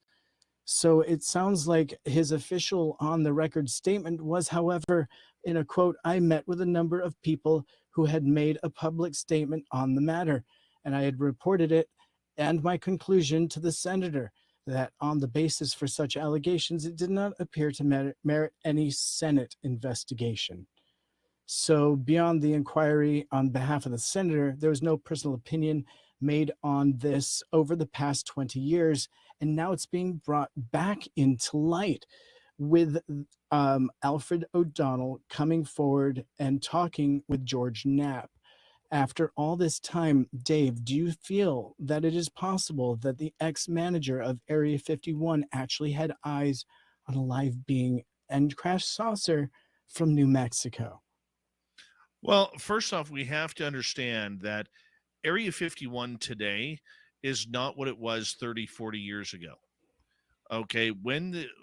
From my knowledge of study and research of people I've talked to, Area 51 back in the day was a CIA run operation where they hid a lot of things and tested a lot of things, from flight to missiles to bombs and nuclear bombs and everything in the Nevada desert. But over the last 20, 25 years, since the CIA pulled out of Area 51 and was replaced by Lockheed Martin, Raytheon, Boeing, and many other flight and aerospace companies, it's become more of a testing ground for potential technology as these companies test more military type of drones and type of aeronautics that will lead us into eventually the 22nd century, right? Yeah. So I find that very, very interesting to see what is going on there, because it really is a tale of two different Area 51s. I mean, I've talked to people who've worked there. You've talked to people who've worked there. And every time we bring up aliens, it's a resounding no. Never saw a thing like that. Never saw anything happen. Never saw UFOs. Never saw things that look like UFOs, but happen to have a Stars and Stripes logo on them. Okay. I mean, you and I have talked to people like that. That's our job, to do that. So it's very interesting that if they did have craft and or a live alien, which has been reported for decades coming out of Area 51. Remember the Skinny Bob rumors, and then there was the J-Rod rumors and Valiant Thor rumors. If that was the case, it happened long ago, which would be very hard to find any sufficient evidence publicly on it. That's right. And let's also consider the date. Like you're saying, it says pre-heavy digital age, and internet wasn't around, right? And this was a defense contractor, EG&G, that was running the site at the time. And you're talking about a person that was the senior manager there with all access. So if there was somebody in the know, this is potentially the person that would. And so maybe there are no records of it. If there were files, those are easily burnable, and not easily traced as far as digital age files are, right? And so if there were things they wanted to hide, they may have been easily hidden. And maybe they left at the same time as they brought in the computers. And those files were either kept or not. And if it was part of that organization, probably not. And this is all hypothetical, but I'm saying something like this potentially could still slip through, even with the knowledge that and I'm sure you have. This is still considered a potential. Even with the people that I know, this is still something that could have happened, because it is at a time that things could happen like that. You got that right, Tim Senor. Another great UFO report for us on Spaced Out Radio. We got Mr. Ron Bumblefoot Thal rocking in the background with Little Brother is Watching. Bumblefoot is the official music of Spaced Out Radio, rocking us in and out of every single show. Get your horns up for the guitar god himself. Special thanks to everybody listening in at home, at work, in your cars, wherever you may be. Thank you to everyone in our chat rooms tonight.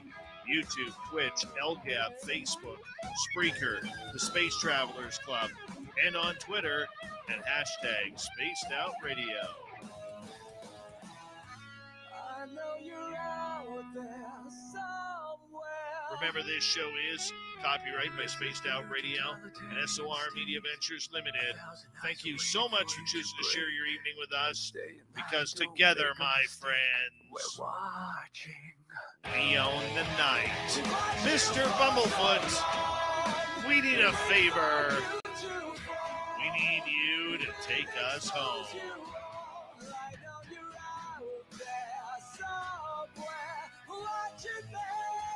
Yes, the Woo train has docked for the night. But soon, my friends, we shall ride again. Your seats are always available. Your tickets never expire. And if you want to bring a friend, we got room for them too, unless they use the term UUP. Good night.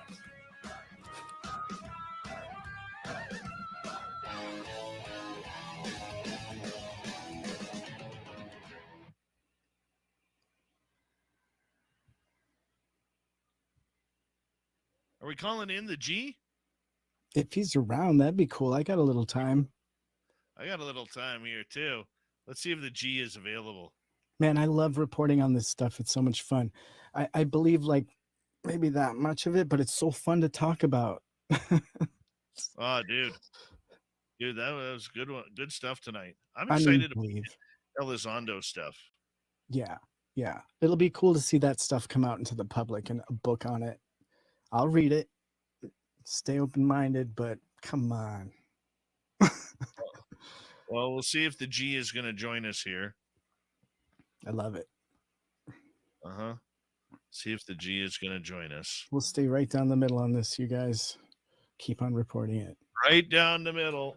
That's right. Right down the middle where Timmy put his baseball cards.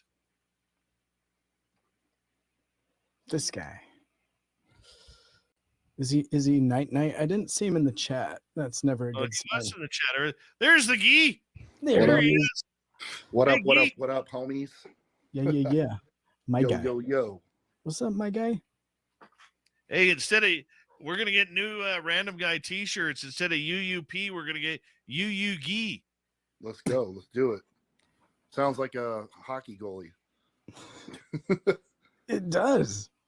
UUG? Yeah, Rob's right. He's the real G. That's the way it is. What's the word? I guys hear you saying some interesting stuff tonight. Please chip in. Very interesting stuff. What would you like to discuss first? I thought we had some good stuff going on. First of all, your guest was awesome. I enjoyed Sam. So it's nice to have somebody corroborate your story with you too, probably when you're telling one. So that's cool. Oh, yeah. Some people still won't believe it, but that's okay. What do you want to talk about, Timmy? I know you're foaming at the mouth. You want to talk about UUG? What? I got so many issues with things. Forget about it. Well, let's tackle them one at a time. Let's work together. Okay. Well, I was tracking a couple of weather balloons over Arizona with a guy named Tom King who had visuals on it. Right. And then I was tracking it with flight radar. And interestingly, they're registered and they're American, and that's no problem. But they were flying at 66,000 feet, lingering at 60,000, pretty much that weather balloon height.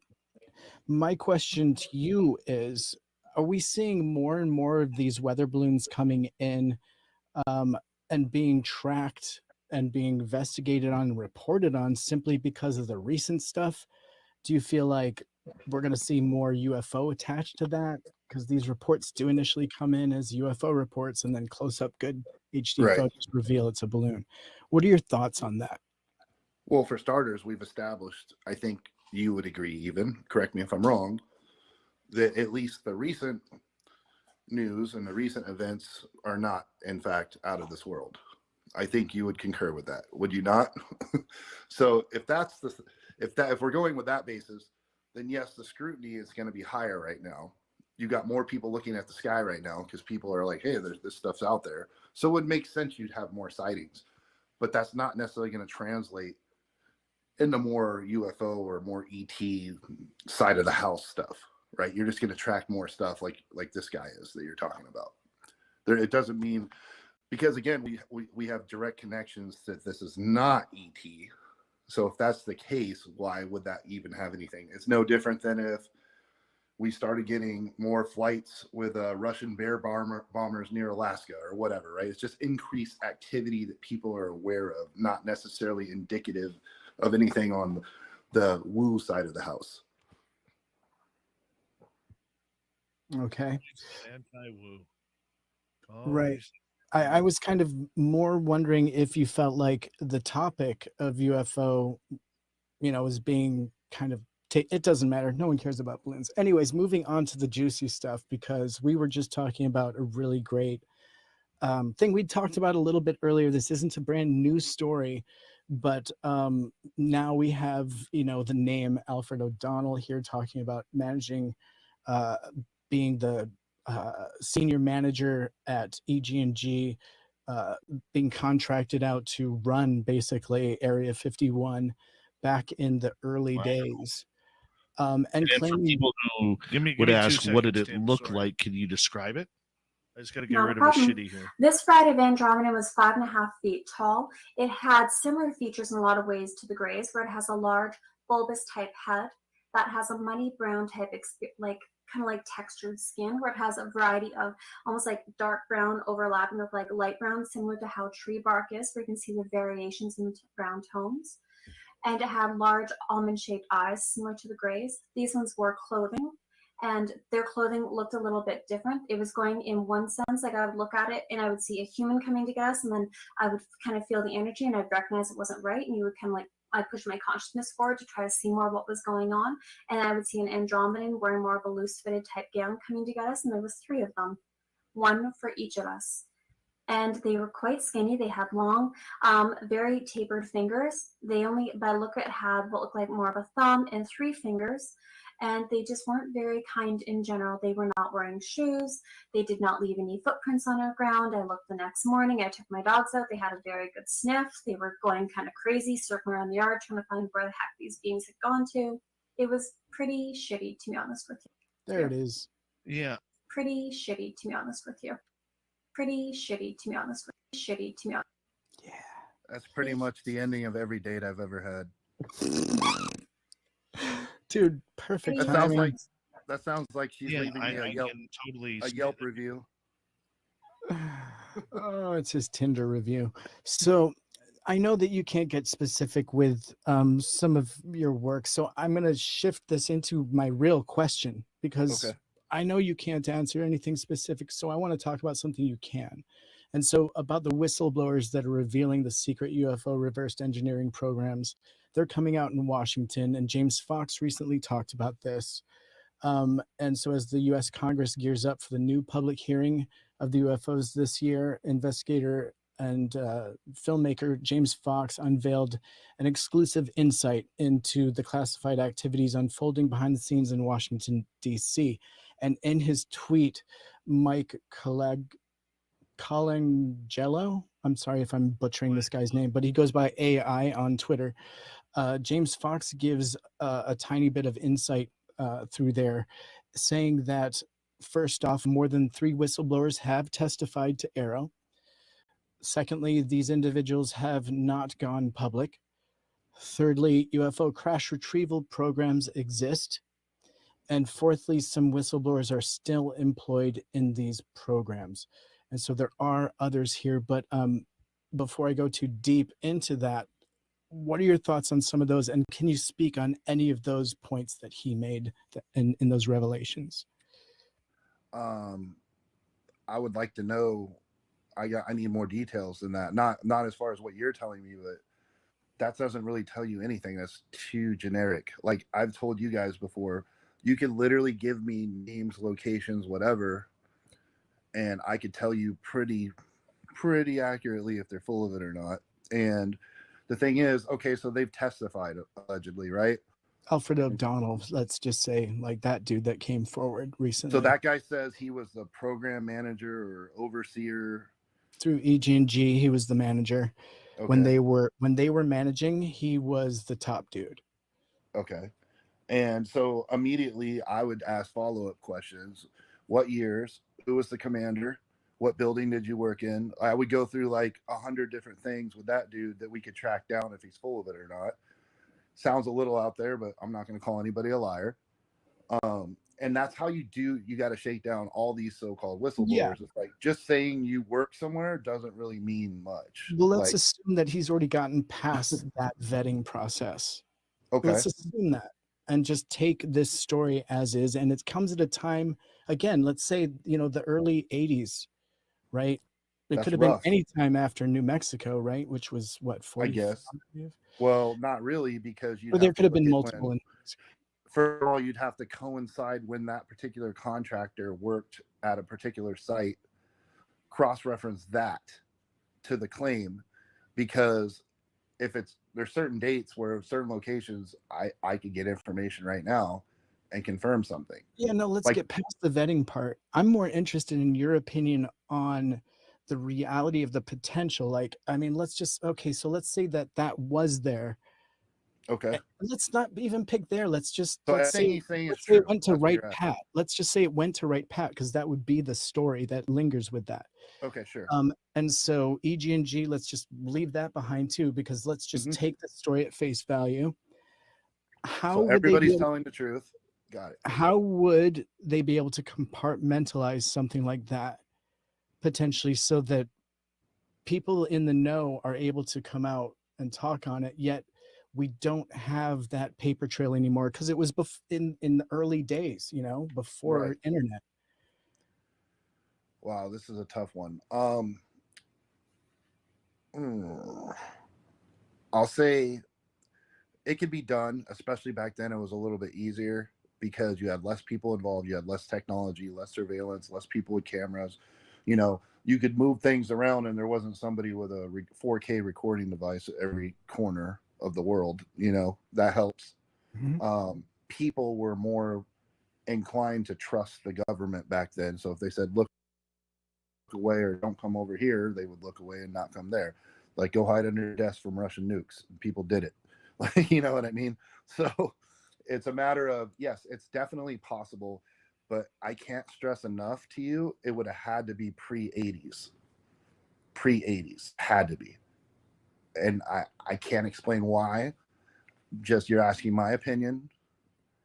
And I would say it is plausible, but it would have to be pre-80s. And, Right. and it could definitely be compartmentalized if it was pre-80s and with some of the stuff you're talking about. Beautiful. I mean, that's kind of what that story is looking like a little bit. And talking about the potential that UFO crash retrieval programs in particular exist, meaning that they historically did as well. I'm sure it's nothing new. But if those people surrounding those retrieval programs or anything having to do with the historic side like this came forward and became whistleblowers in front of Congress, do you think that that would have an impact in maybe releasing other people from NDAs if this starts to snowball? No. And the reason why is because they're still going to, like, they might get their 3, 4, 5, whatever amount of stories that they'll get. And then what's going to happen is that committee or hearing that they're putting on, what we call the dog and pony show, it's going to go back behind closed doors. And then somebody at a much higher level is going to come down that works for the president and say, so you guys got everything you need, right? Nodding their head yes. And they're going to be like, yep, cool. Write it up. That's how that works. And nothing's going to come of it. I don't think. It would take something, I don't know, maybe if certain people were in power, but as long as it's status quo politicians and status quo government, you're not going to see that. Right. Well, they're saying in further in this release from James Fox, he's saying that these whistleblowers, and this is more than one because it's plural here, can walk you inside the labs, quote unquote. And I'm assuming that that means part of the crash retrieval program labs. Cool. And so if that sort of thing became part of the nomenclature in Congress, do you think that this topic could potentially elevate? Or yeah, for sure. When's the tour? Right. No, you get what I'm saying. I'm not trying to be an ass, but I mean, really, everybody knows somebody that knows somebody that knows somebody that actually is legit in this stuff. And if that's the case, they could do it, but they know what they're risking to do that. And so you're going to tell me that they're going to sit in front of a committee in Congress and they're like, hey, you can tell them anything. You don't have to keep a secret. You can just tell them the truth. Tell them the truth. And they did. And they came out and they said, hey, we got reverse engineering, or we got whatever they're saying, right? But then they're going to be like, I can walk you through the lab, and not one of those people in Congress said, let's freaking go. Like, what's the point? Show us, or at least send something to the president or the chief of staff or the Pentagon somewhere officially in an official capacity saying, your guy says he's there right now. We followed him to work today. We know he works there. Mm-hmm. Let us know what's going on, or tell us why we can't. At least do that. That's what the job of a real fact-finding committee would be, but they're not going to do that. I almost assure you. Well, they may, but I mean, they're getting pretty aggressive with this. And I love your skepticism because it kind of enables the conversation into perhaps places that we haven't considered. But I do appreciate that. And I do think the fact that some of these people could be walked through the labs, or there would be a way in which that information can be shared. These people are definitely vetted before, they make it to this level. And so all those questions that you have wouldn't be on the lips of Congress people. At that point, they would be asking very direct questions about programs development and probably the fact that there's massive claims about actual craft and bodies. I think that's where the conversation now is. And so I wish that we could have that conversation, because I know there's things that you can't talk about, but I know you truly want to know. And the only way to do that is to get these little nuts and bits and crumbs and put a sandwich bits. together, you know what I mean, and sink our teeth into it. We at some point have to get past the vetting process, you know what I mean? Well, Just it just conversation is all. no, it sucks because the only reason I'm skeptical is because I'm annoyed. I'm annoyed that there's this show going on because I want to know stuff just like anybody else. I'm a normal person.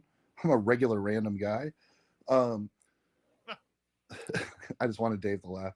No, but you get what I'm saying. I just like there's a way to talk. If this is going on, if there truly is alien stuff, then tell people because it doesn't have anything to do with the secret shit. You know what I mean?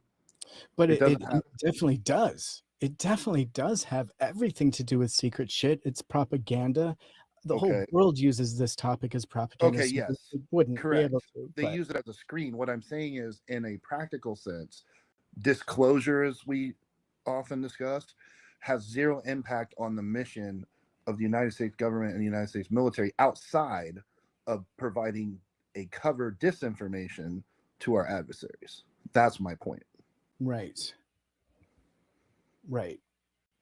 The conversation of real craft and bodies at some point is hitting Congress and being received to mixed audience. And so they need something more convincing. And perhaps if they were given that element that was more convincing and they were shown the evidence, how do you think that would change things in our country or in the world? Do you think it would make any changes? It would change. It's one of the longest, most deepest philosophical, ideological, like religious, even in some cases, topics of all time. Because then you don't have to change science. You don't have to change your religion even necessarily, depending on which one it is. But what it does is we can take all these History Channel hypotheses that are out there and we can cut it down to like, hey, guess what? If we know these things are real, we know life is out there. We know we're not alone in some capacity, whether they crashed here, whether they wormholed here, whether they're whatever, insert theory here. If we know for a fact they are here, then guess what? Now we need to change how we look at things. We need to change how we travel through space. We need to change our entire space program. And also, we need to be ready to defend ourselves.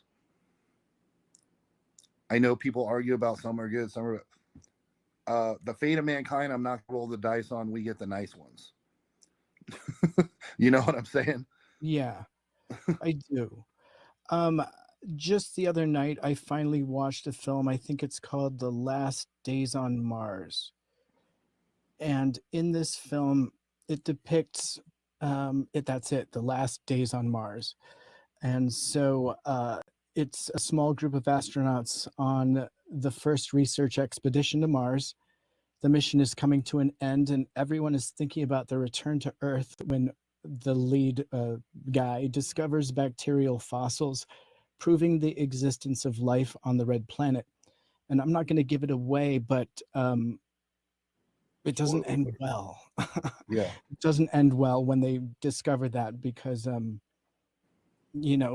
life is unexpected, right? And we have no idea what it's going to do when we come in contact with it, even if it is microbial.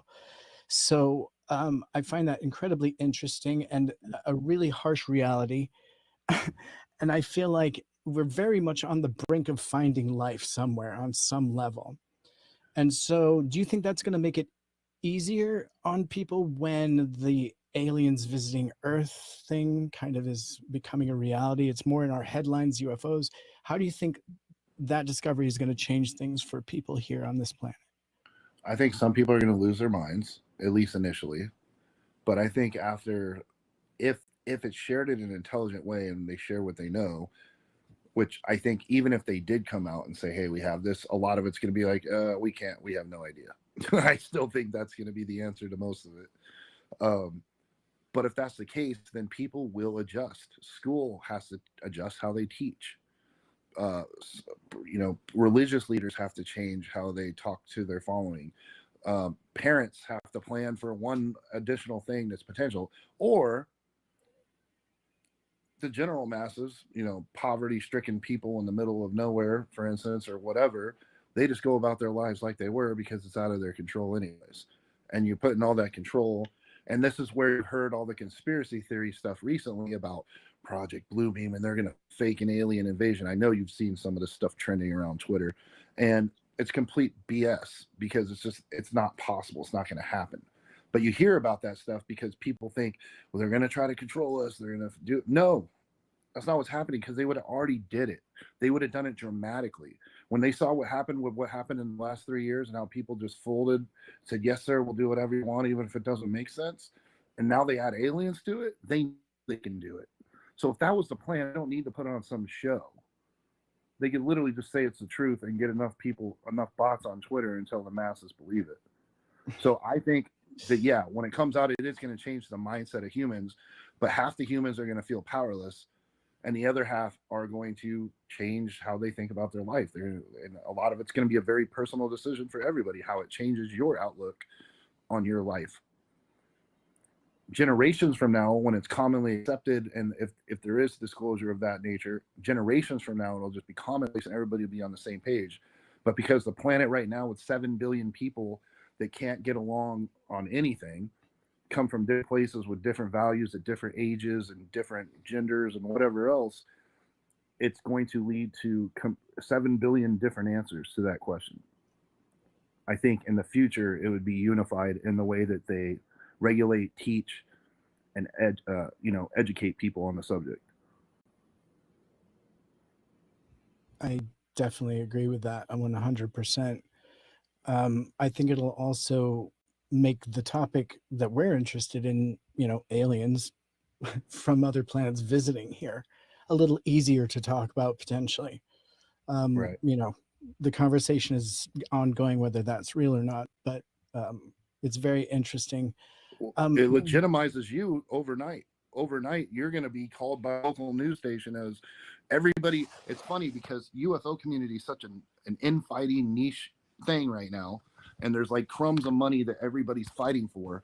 If this came out overnight, even a small show like SOR or whatever, you're going to become one of the defining experts immediately in the whole planet. And every neighbor, every person that ever laughed at you, made a joke or posted a meme about ufology, is going to be begging you to tell them anything that you can. They're going to be all ears all of a sudden. Right. And so my final question of the night before I hand it off to Dave is UUP, your thoughts, because I know you loved USO, but no, I was watching when you guys talked about that, and I was chatting with another colleague of yours, and we were cracking up. It was funny. I'm like, dude, the other individual was like, this is just a cycle where they just change the terminology. Once everybody gets on the same page, they intentionally change it to mess up like FOIA requests and stuff like that. And I kind of agree with that. And that's not my analysis, but I agree with that analysis. Makes sense. Is it just too much? Is it overbearing on the subject to try and ridicule it? What do you mean? Well, in changing the acronym. I think it's silly. It's pointless. The same way we're like, hey, dude, just keep calling it a UFO. Like, keep calling it a USO. Like, we know what it is. My mom doesn't even follow this stuff. But if I say UFO, she knows what I'm talking about. I say USO, she kind of, I don't know if she knows that or not, but I would tell her one time, and guess what? She wouldn't forget. Okay, that makes sense. S for C. Got it. Even though it's submerged. But you get what I'm saying. And, like, it would be easy. When you change vernacular, you change acronyms, you're doing it. It's coding. You're changing coding. You're changing societal norms on talking on a topic. It's kind of what's going on right now. I won't say it, but it's what's going on right now in a lot of things and other areas of our marketing, of our sports world, of our business world, where, and even in politics, where it's like we're changing what we call things to get a different result. So you're moving goalposts the same way they do it with these other subjects and these other topics. Is the same purpose of changing the acronyms and vernacular, because then now I can adopt it. If I created that or we moved to a new one, like, no, that was, yeah, UFO used to be a flying disc, but this is a UAP, you see. So now it encompasses aerial phenomenon and weather and all this other stuff. Like, no. We're We're not talking about, you look at a lot of things. There's a huge classification for atmospheric natural events, right? And part of this section now. It's like we all know that's a possibility. Sometimes you see stuff that's weird with ice clouds or refractive light, or I get that. I'm not stupid. What we saw was not that. We saw a UFO, right? It's like, stop effing with us and just let us call it what it is and stop moving the goalposts on the naming of stuff. And it's happening all over society. So I think they're literally watching it, but all we have to do is change the name, make it trend on Twitter, and then we can make it whatever we want. It doesn't matter anymore. Some people are going to like it because it's trendy. They feel that it's moving the ball forward within the government. I have never been a fan of that. I think every time we change the terminology, I mean, look, we're on like term number 6 or 7 that started out as ATIP, and now we're at Arrow. Okay, we have had numerous name changes there. The UAP thing, now the UUP thing. Some people love it because they feel that, like I said, it moves the ball forward. Others who are more traditional, like myself, don't like it because it thinks it makes a little bit of a mockery in the research that has been done by citizens across the world looking into this phenomena, and all of a sudden the government comes in and bullies their way into changing the the acronyms. Right. How do you find that balance between the two? I think what you're suggesting though is they're changing the terminology to possibly either adopt the younger generation or create more interest or buzz in the subject. Is that what you're saying? By making it fresh again to a new generation, so to speak, or a new demographic that you want to introduce the topic to, I guess. But that's not who's running these things. As well as I'm learning, most of the people that are good at this stuff that are researchers are old heads. They're, it's people over 35, over 40, over 50, over 60.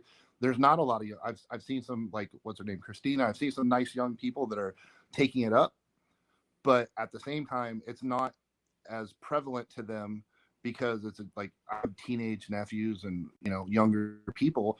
Their take on this stuff is, for sure there's aliens. It's funny, the younger generation, they're just cool with it because they're down for AI, cyborgs. Like, they're being raised differently than how we were, so their perception is, of course there's aliens. So their thing for the younger generation, I joke about it, but I'm like, they're just waiting for all the boomers to die off to tell us the truth, because the boomers won't be able to handle it.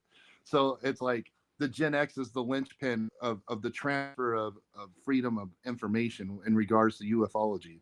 I'm kind of joking, but I wouldn't be surprised if it's kind of true. If they actually know and they're withholding it, they've already lied so long to that older generation that they would feel stupid to come out now. Whereas the younger generation is used to having their privacy invaded. They're used to being lied to. They're used to getting screwed over. And it would be a lot, and they're more accepting of aliens and less accepting of religion. Statistics show it, and you can look at any study on that. So it makes sense that they would wait another 20 years and then start dropping them. I don't see anything happening anytime soon. Right. And I also put to you that they made it, the DOD made it a mandate in Congressional Library of Congress that the term be changed to UUP, which seems like a pretty massive move. And I'm wondering, do you think that potentially part of it is because they've learned more information on it, and that the term rebrands it properly within its description? Do you have a date when that's supposed to go active? Or when this press release or whatever, when this was announced? Yeah, stand by. And I'll tell you why it's relevant in a second. I'll tell you why while you're searching, actually. Remember how we were discussing how the Navy's not reporting USO stuff anymore? Yeah. They don't want to play. I would look at the correspondence between the dates between that announcement and this one, and I'll bet you it's in the scope of time not too terribly long. Okay, well, this was from a file that was shared Monday, October 24th of 2022. Okay, so within the last, what, 8, 6, 7 months, maybe, fair to say? Yeah. And when did you get the story about the Navy not playing nice anymore with reporting? About 2 months ago? That was last summer. Okay. Or last fall. Last fall, sorry. So the same time. Yeah. So, is that what you're telling me? Yeah, October. Oh, wow. Imagine that. Okay. I had no idea what those answers would be to my questions, but I think it kind of answered itself. Yeah. Okay. That's the way I look at big picture this stuff. I would expect a correlation when you're trying to change a campaign. So the UUP mandate by the DoD office, saying that term will be forthcoming in 2023. Through the and it'll be forthcoming, and they were going to put it into writing in the 2023 NDAA. Right. Okay. But So you're driving with what I'm putting down, right? Yeah, because the announcement was made in October at the same time that the Navy shut down any more information coming forth. So Totally the Navy's current. not sharing any more information. And now, just in case you wanted to research it later through FOIA or whatever, or even Google SEO, search engine optimization for people that don't know, where everything is metadata, instead of hashtags, but works kind of the same way on the internet with a website or freedom of information or a government site. The way you would go about that is you would shut down new information, change the terminology. So going forward, when people try to backdate and look it up, you're going to hit a blockade of sorts in SEO and in FOIA requests. I'm not saying that's what happened, but if I was running the program and I wanted to conceal and or get people off the track, that's what I would have done. And it's odd that it corresponds exactly how I estimated it might. Yeah. Random guy for the win. That was pretty nicely done. And that connection is so great because that answers my question so perfectly. Thank you. Dave, over to you. I ask you, I know this is touchy, but I know you have a lot of friends who've worked in the desert. The big difference that I have learned is that there's two different Area 51s. There's the one that was CIA operated, where they did a bunch of maybe clandestine type of testing and all that, the nuclear weapons that were tested out there, the bombing runs and everything, compared to what it is now, where it's more of a testing range for private companies like Lockheed Martin, Boeing, Grumman, Northrop, and things like that. From the people you've talked to out there, what's the biggest difference in the base from then until now, or are you allowed to go into that? I'm not comfortable speaking on that at all, so I don't have any information or comment on that. Okay. Unfortunately, sorry. No, that's fine. That's fine. Is there, let me rephrase it then. Is there a big difference in the history? I'll keep it more vague. Is there a big difference in the history of the base that maybe we should pay attention to? As I said earlier, it is, in my opinion, based on my research, that if anything that is claimed to have existed at certain sites, including that one, but not just that one, it had to have existed prior to the 1980s. And there's a reason for that, but can't talk about that either. But that's why I told Timmy from the beginning, it's plausible there's aliens, but what it requires is anybody in the last 40 years is pretty much lying. And it's beyond reasonable probability that they would have been able to conceal certain things in certain places. That's all I'm saying. And I don't care what manager, what intel guy, what whistleblower. If they have it, cool. Show me. I don't care. I'm not saying you're a liar, but prove me wrong. Makes total sense. Total sense. And on That's that all I'm note, saying. I have to get up early with Appreciate my you, boy Jeff. in the morning. So I appreciate I appreciate that. Random guy, thanks for coming on in. Tim, thanks sir. for staying late. If you are a wrench who came in a little bit later in the show, can you please email Kira at business@spacedoutradio.com, business@spacedoutradio.com. We have some things that we're trying to put together for you guys. So it's real important that you guys go on over there and email her if you're a wrench. We have a list of the wrenches. So it's real important. Jules, I know you got yours. Deb, thank you for doing it. Joe, if you could do yours. And just kind of go from there. Thank you tonight to Tricia, Kira, Random Gee, Yum Yum, Gizmo, Thomas, Derek, Deb, Blue Cruise, Tex, and Major Lee for the amazing super chats. It's a great way to support what we do on a nightly basis here. Timmy, thank you so much for a great night, man. Good Great job, story. bud. Great UFO show. report. I will talk to you soon, bud. Oh, wrong way. Wrong side. Bap. Yeah, there it is. There it All right, is. have a great night. Take care.